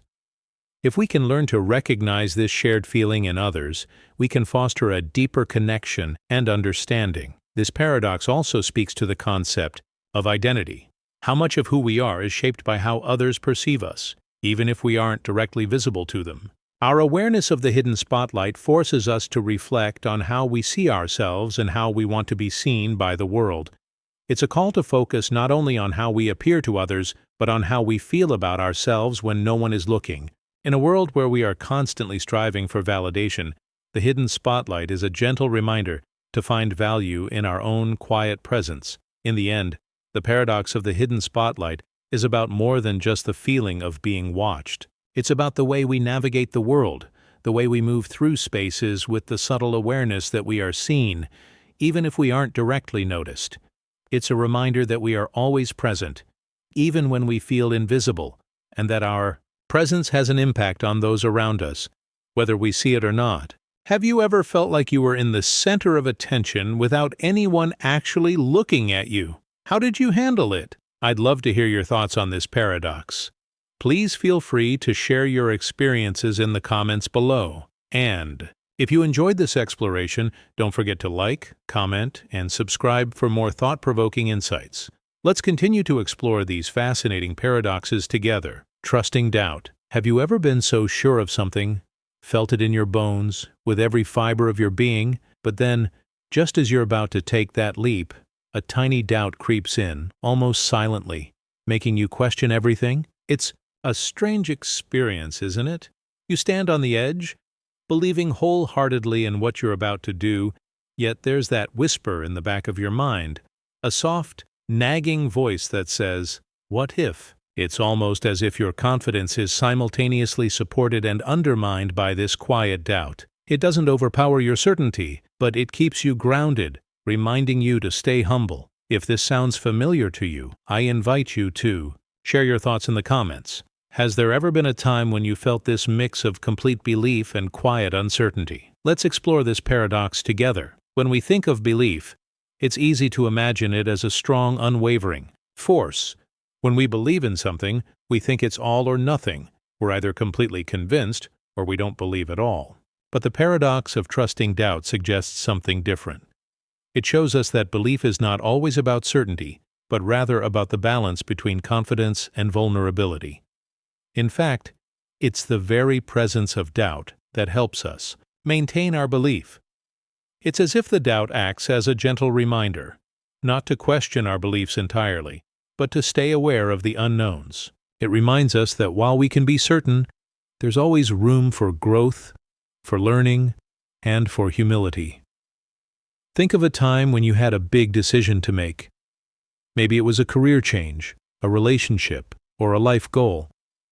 You were excited and confident, maybe even telling yourself, "This is it. I know I'm doing the right thing." But as you moved closer to the decision, something shifted. A small seed of doubt planted itself in your mind. Perhaps it was the fear of failure or the uncertainty of what others would think. It wasn't enough to make you back down, but it was there, subtly influencing your thoughts. In those moments, doubt becomes a companion to belief, and it brings balance. It reminds us that while we can be confident, we don't have all the answers, and that's okay.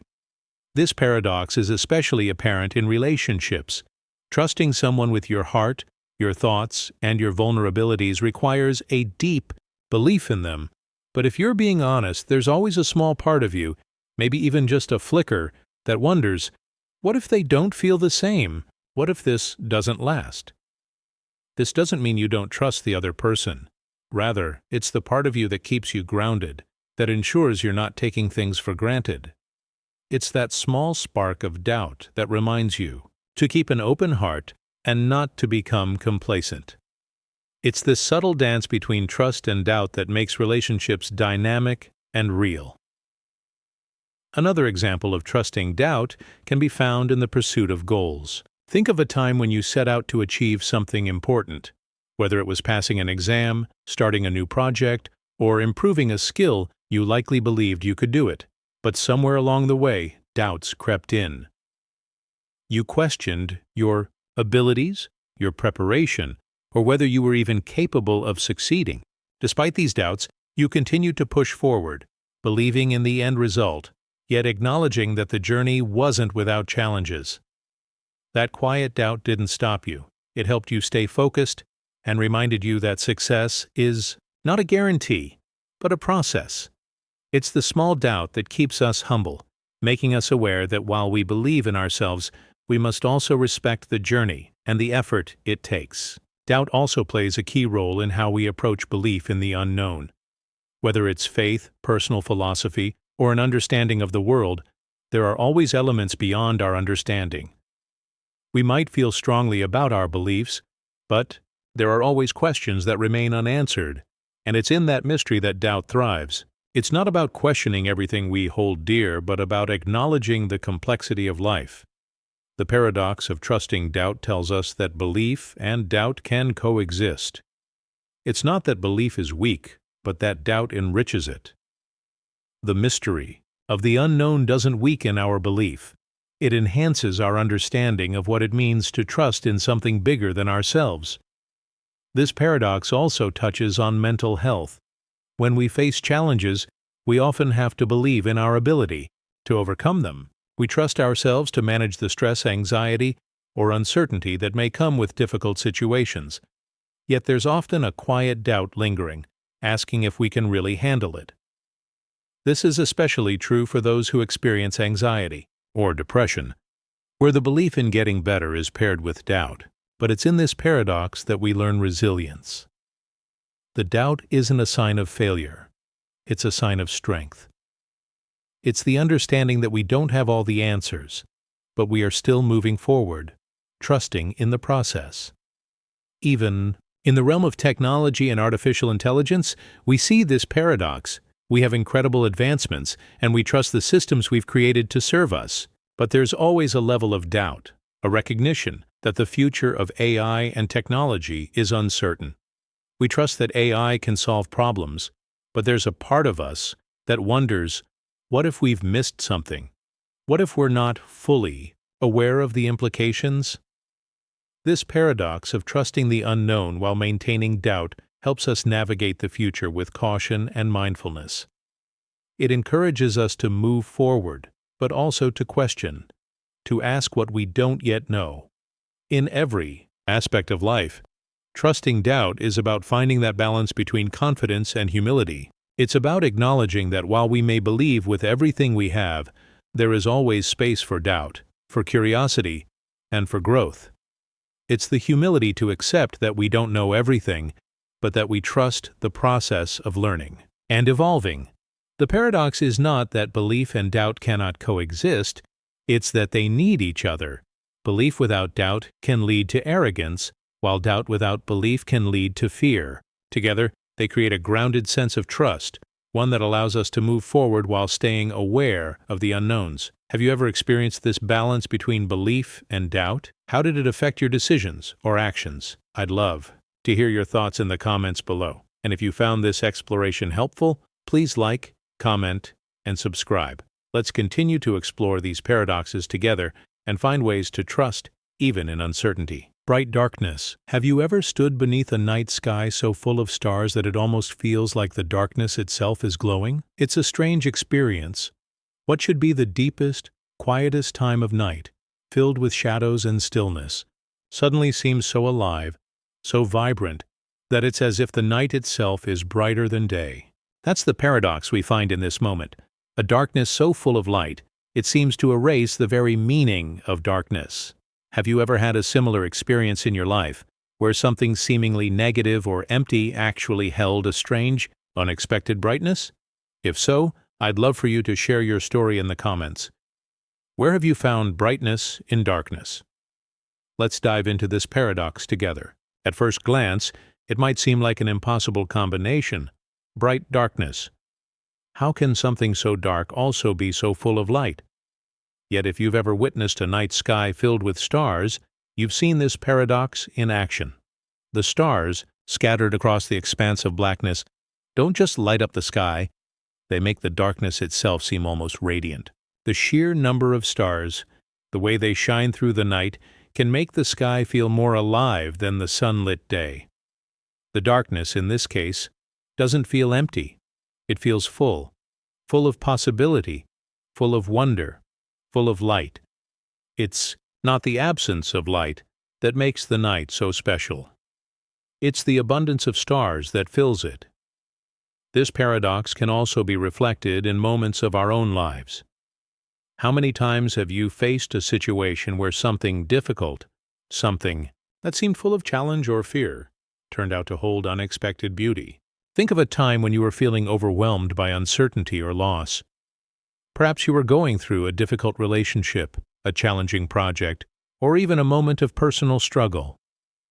In the midst of that darkness, when things seemed unclear or empty, you might have discovered something, a lesson, a new understanding, a strength you didn't know you had. In those moments, the darkness wasn't empty. It was full of growth, full of learning, full of the possibility to move forward. This is a key point of the paradox, that moments of darkness, of hardship, can carry within them the seeds of growth, of illumination. Think about how we grow as people. Often, it's in the most challenging moments that we discover who we truly are. It's easy to feel bright when everything is going well, but when life gets difficult, when we face struggles, that's when we are given the opportunity to shine.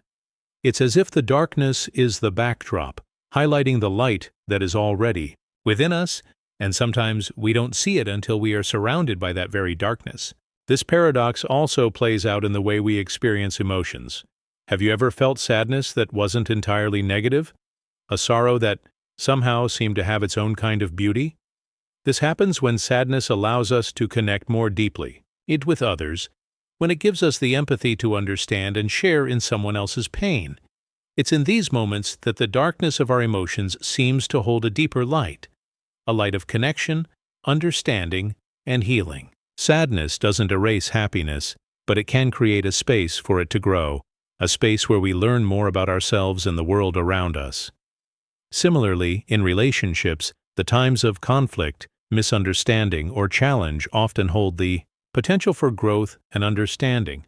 It's during these times that we learn more about each other's true selves, our strengths, our vulnerabilities, and our capacity for love. It's easy to feel close to someone when everything is smooth sailing. But it's the storms we weather together that strengthen our bonds.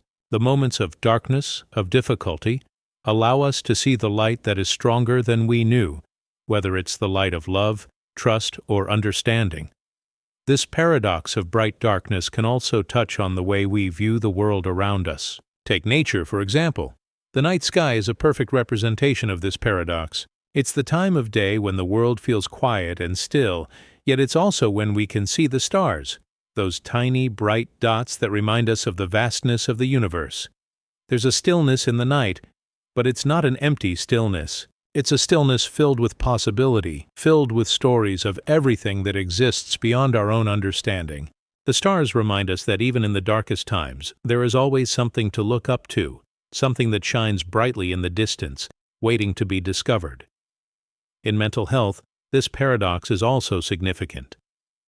Struggling with our thoughts and feelings, facing moments of deep uncertainty or anxiety, can feel like a long, dark road. But it's often through this process of facing our darkness, of confronting our fears, our vulnerabilities, and our challenges, that we discover the light within us. It's when we go through the tough times that we become stronger, wiser, and more compassionate. It's not that the darkness disappears, but it becomes a part of our journey. It gives us the depth and understanding that makes us whole. The light doesn't shine because the darkness goes away. It shines because we learn how to embrace both. Even in technology, we see this paradox at play. Virtual worlds, created by technology, can seem bright and full of possibility, yet they exist in a space of zeros and ones, something that is, at its core, invisible and intangible. The screens and pixels that create these digital spaces can seem like a kind of darkness, an empty, lifeless place, but they hold immense power, holding entire worlds of light, creativity, and connection. In this way, virtual spaces, like the night sky, show us that even in what seems empty, there is always something to discover, something to experience, something to learn. The paradox of bright darkness encourages us to see the world and our own experiences in a new light. It asks us to recognize that darkness is not always something to fear. In fact, it can be the very thing that helps us see what is truly important. It's the contrast between light and dark that makes both so meaningful. Without darkness, how would we recognize the light? Without the night sky, how would we see the stars? So I ask you, where in your life have you found brightness in the darkness? What moments of challenge or uncertainty have led to unexpected discoveries or growth? I'd love to hear about your experiences in the comments below, and if you enjoyed exploring this paradox with me, please don't forget to like, comment, and subscribe. Let's continue to explore these mysteries of life together and find the light that exists even in the darkest places. Soft edge. Have you ever felt something that seems gentle, even soft, but deep down, you know it holds a sharp edge? It's like holding a razor's blade that feels smooth to the touch, almost comforting, yet you can't shake the awareness that beneath that calm surface lies something dangerous. This paradox, the soft edge, is something we experience more often than we realize. It's in the world around us, in people, in situations, and even in ourselves. Things that appear gentle or safe may sometimes carry with them the potential for harm. But what makes this paradox even more intriguing is how we are drawn to these edges, how we are fascinated by the tension between safety and risk. I would love to hear your thoughts on this. Have you ever encountered something that seemed soft or harmless, but you knew there was something hidden beneath the surface? Maybe it was a relationship, a decision, or even a feeling you couldn't quite place. Let's dive into this paradox together and explore how the soft edge shows up in different parts of life. The first thing that comes to mind when we think about the soft edge is how we often encounter it in our relationships. Have you ever been in a situation where someone's kindness, gentleness, or charm made you feel at ease, but there was always a sense of unease in the back of your mind? Perhaps someone was being overly nice, too accommodating, and yet you couldn't shake the feeling that their intentions weren't entirely pure. This is the soft edge in action. A person may appear warm and approachable, but underneath there might be something more calculated, something dangerous. This isn't about assuming the worst in people, but rather understanding that appearances can be deceiving. The soft edge reminds us to approach situations with awareness, to not only see the surface, but to also listen to our instincts when something feels off. This paradox isn't limited to just relationships with others. It can also appear in our own lives, in the decisions we make, and in the paths we choose. Think about the decisions that seemed easy at the time. Maybe you've been faced with a choice that looked simple, like a job offer that seemed perfect, or a new project that felt exciting.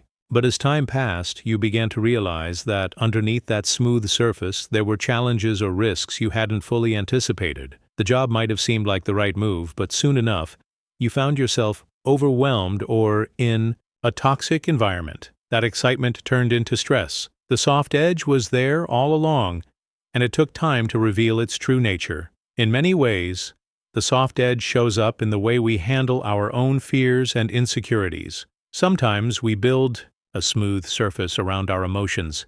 We tell ourselves that we're fine, that everything is under control. But deep inside, there is a sharp, uncomfortable truth we're avoiding. Perhaps we're afraid of failing, of not being good enough, or of being judged. The surface feels calm, almost serene. But beneath that calm, there is the sharpness of anxiety or doubt. This is where the paradox of the soft edge becomes most profound. It's not the presence of fear that we fear, it's the inability to see it clearly. When we wrap our fears in layers of smoothness, we might convince ourselves they're not there. But they are, lurking beneath the surface, waiting for us to acknowledge them. The soft edge also plays a significant role in how we experience life's challenges. Have you ever been in a situation that felt like it would be easy to handle, only to find that it was much more difficult than you expected? Perhaps you thought that an exam or a task at work would be a breeze, only to find yourself struggling. This is another form of the soft edge. The task seemed simple on the surface, but once you dove into it, the sharp challenges became clear. It's easy to assume that something is easy when we don't see the full picture, but as we push forward, the reality becomes sharper and the challenge becomes more intense. The paradox of the soft edge also reveals itself in the way we approach our personal growth. When we are in the process of learning something new, we often feel a sense of ease in the beginning. The idea of growing, of becoming better at something, feels uplifting and smooth. But as we get deeper into the process, we may find ourselves facing uncomfortable truths about our limitations, about the effort and persistence required to improve. It's easy to start something new with enthusiasm, but the reality of growth is often sharp, demanding, and sometimes painful. The soft edge is the comfort we feel at the beginning, but the underlying sharpness is the challenge we face as we push ourselves to grow. This paradox also applies to the way we view technology. In the modern world, technology often feels soft and smooth. It connects us, it makes things easier, and it brings the world to our fingertips. But there's an edge to it, a sharpness that becomes clearer the more we use it. The same technology that allows us to communicate easily also opens the door to privacy concerns, mental health challenges, and a loss of face-to-face connections. The more we engage with technology, the more we see that its smoothness comes with risks. The soft edge in technology is the convenience we enjoy, but the danger comes from the way it can shape our lives in ways we might not even fully understand. The soft edge also speaks to the way we experience beauty and danger in nature. Have you ever been in a place that seemed so peaceful, so calm, and yet you knew there was a potential danger? A serene lake that might hide hidden currents, a beautiful mountain path that could be treacherous if you're not careful. Nature often embodies this paradox. The beauty of the world around us can feel safe, but lurking beneath the surface can be something dangerous. This doesn't mean we should fear nature or avoid it. It's a reminder that life is full of balance. Beauty and danger, comfort and risk all exist side by side, and our task is to navigate them with awareness. As we explore this paradox, we begin to realize that the soft edge is not inherently bad. It doesn't mean that things that appear gentle or safe are always dangerous. Rather, it's a reminder that we must look deeper. We must feel beyond the surface and listen to what's beneath. It's a call to be present, to be mindful, and to not take things at face value.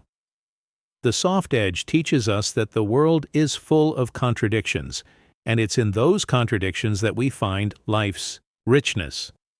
So, where in your life have you encountered the soft edge? Is there a decision or relationship that felt smooth at first, only to reveal its sharper side later on? Or perhaps you've experienced something that seemed challenging or risky, only to find it was actually gentle and rewarding. Share your experiences in the comments below. I'd love to hear how you've navigated these soft edges in your life. And if you enjoyed exploring this paradox with me, don't forget to like, comment, and subscribe. Let's continue to reflect on these mysteries of life together. Final beginning. Have you ever reached the last page of a book, closed it, and felt something strange? A sense of finality, yes, but also the feeling that the story isn't really over. It's like the last page holds a secret, the beginning of something new, yet unseen. It's a paradox we all experience. The end of one chapter feels like the start of another. The last page of a book, the end of a phase in life, or the conclusion of a long journey often leaves us with the feeling that something else is just about to begin. This feeling is both comforting and unsettling. It reminds us that endings are never truly final. They're often the catalyst for the next story, the next chapter in our lives. Have you ever felt that way? Maybe it was the end of a significant relationship, the completion of a long project, or even just the end of a season in life. Something shifts, and though it feels like closure, there's also the sense that another story is waiting to unfold. I'd love to hear about your own experiences. Have you ever reached an ending that, in some strange way, felt like a beginning? Let's explore this paradox together and see how it connects to bigger ideas about life, growth, and the cycles that shape us. Think about the times in life when you've encountered an ending, whether it was something small or large.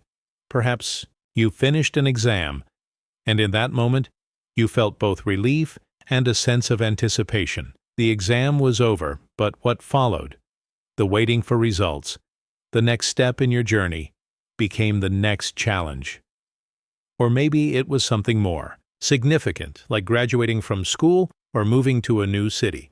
When you say goodbye to one part of life, you can't help but feel like you're on the edge of something new, something you can't yet fully see.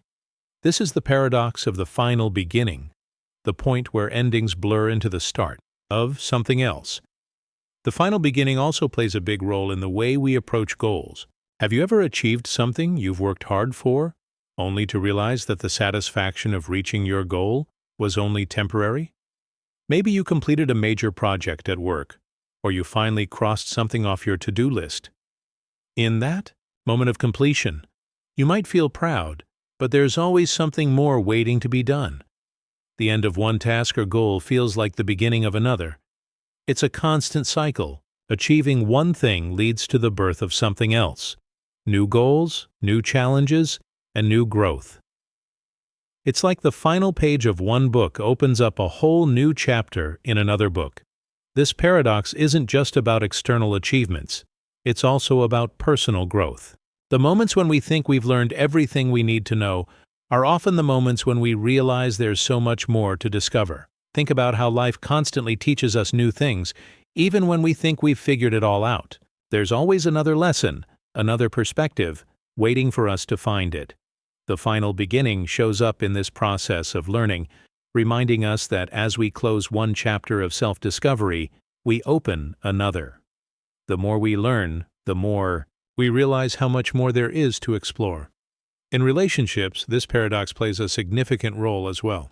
Have you ever ended a relationship, whether it was romantic, a friendship, or even a professional connection, and felt like it wasn't truly over? Perhaps there was a sense that the relationship would continue in some form, even if not in the same way. Relationships evolve and transform, and even when they end, they leave behind something that feels like a new beginning.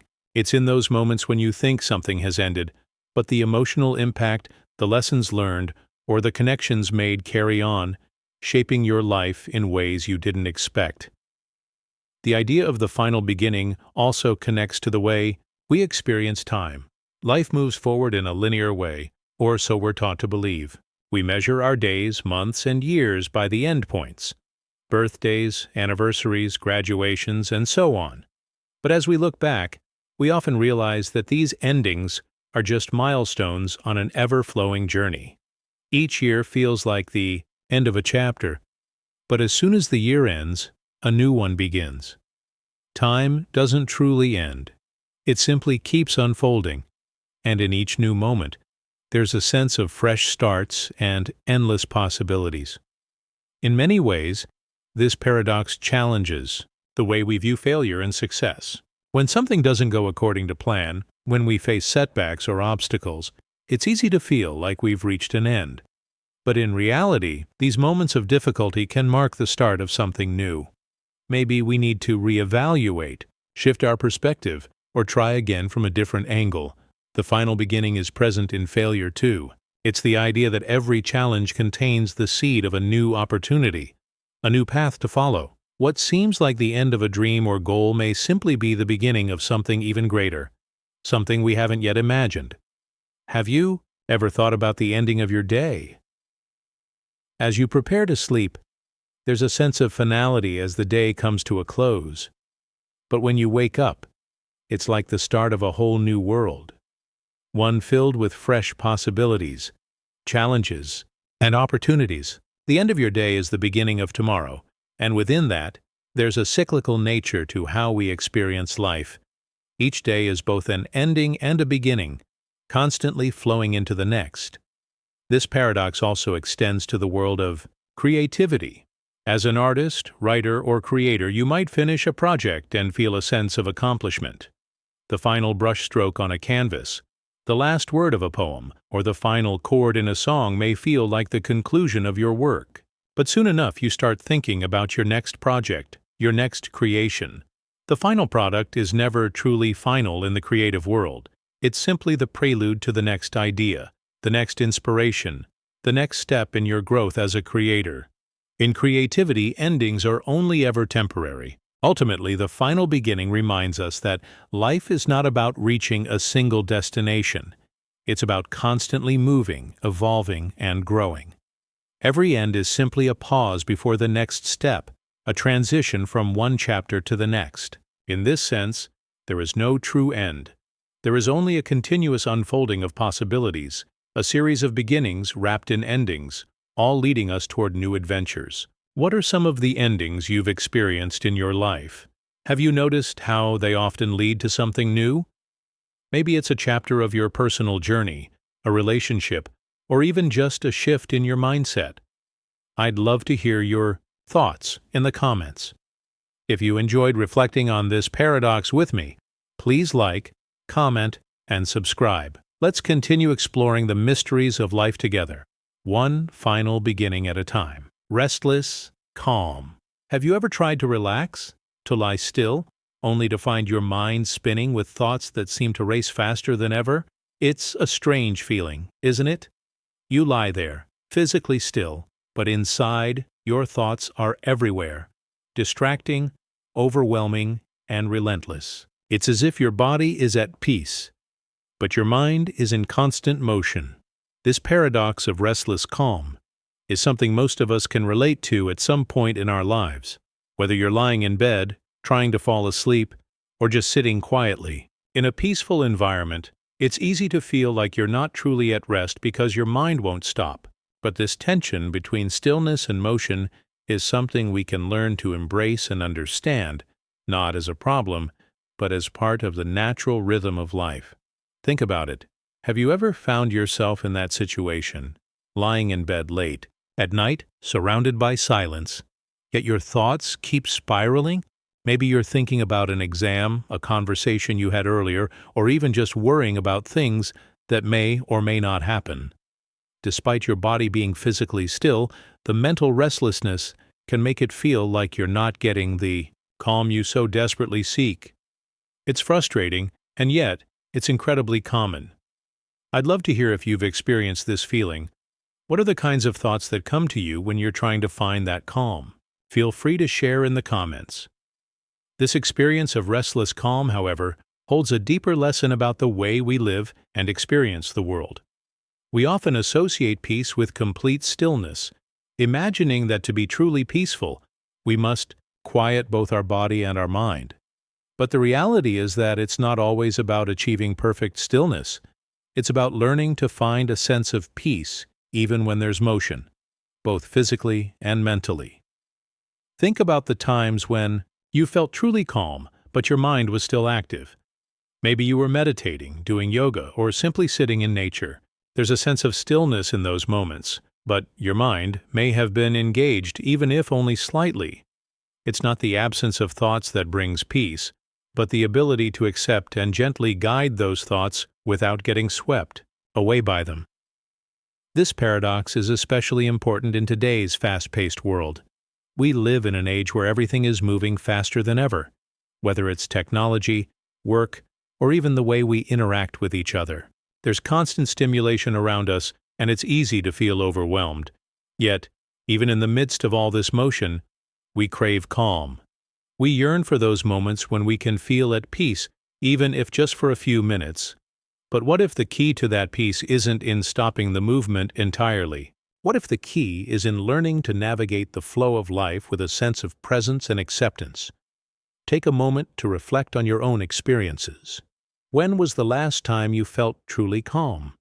Was it during a quiet moment alone, a walk through nature, or maybe when you were simply watching the rain fall outside? In these moments, you may have noticed that your mind is active, but it's not chaotic. It's focused, aware, and engaged in the present moment. The stillness in those moments comes not from stopping thoughts entirely, but from accepting them as they are without judgment. It's the difference between struggling against your thoughts and allowing them to simply be there, while you maintain a peaceful awareness of the present. In many ways, this restless calm is a reminder that life is never fully still. There's always movement, always change, and always thoughts racing through our minds. Yet, even in the midst of all this, we have the ability to cultivate a sense of calm. The trick is learning to let go of the need for control and instead find peace in the motion itself. Imagine a river flowing gently. The water is constantly moving, yet there's a sense of stillness beneath the surface as the river flows in its own natural rhythm. Our minds, too, have this natural rhythm, a flow of thoughts, feelings, and sensations. The key is not to stop that flow, but to learn to move with it, to navigate the current rather than fight against it. This idea of restless calm also has important implications for our mental health. In a world that values productivity and constant action, we often feel pressure to be on all the time. We're taught that stillness and rest are only valuable if they lead to some form of productivity or achievement. But what if the true value of rest is not in the absence of motion, but in the ability to be at peace while everything continues to move around us? When we accept the flow of our thoughts and emotions, we're able to experience a deeper kind of rest. It's not the kind of rest that requires us to stop everything, but the kind of rest that allows us to find balance in the midst of life's constant movement. You might also notice this restless calm in your relationships. Think about moments when you've had a conversation with someone. Maybe it was a deep, meaningful talk, and your mind was actively processing everything that was being said. Yet despite your mental engagement, you may have felt a sense of peace during the conversation. It wasn't about being physically still or silent. It was about being present, listening, and accepting what was happening in the moment. This is the kind of peaceful motion we can cultivate in our daily lives, actively engage with the world around us while maintaining an inner calm. In terms of our personal growth, the paradox of restless calm can also teach us a lot about acceptance. How often do we try to control our thoughts, pushing away anything that doesn't fit the idea of perfect peace? We want our minds to be quiet, our lives to be still, and everything to be calm. But life doesn't always work that way. Thoughts come and go, emotions ebb and flow, and situations change constantly. Accepting that these things are a natural part of life, and that we don't need to eliminate them to find peace, can be incredibly freeing. We can find stillness in the motion of life itself. Finally, let's talk about how this restless calm can shape our future. If we learn to be at peace while our minds are racing, if we learn to accept the movement of life, we become more resilient. We don't get caught up in the chaos. Instead, we ride the waves, trusting that even in the midst of motion, there is stillness waiting for us beneath the surface. And with that calm, we are better able to navigate the challenges life throws our way. I would love to hear from you. Have you experienced this restless calm? What does it look like in your life? How do you navigate the busy moments while still finding peace? Feel free to share your thoughts and experiences in the comments below. If you found this conversation helpful, don't forget to like, comment, and subscribe so we can continue exploring these deep ideas together.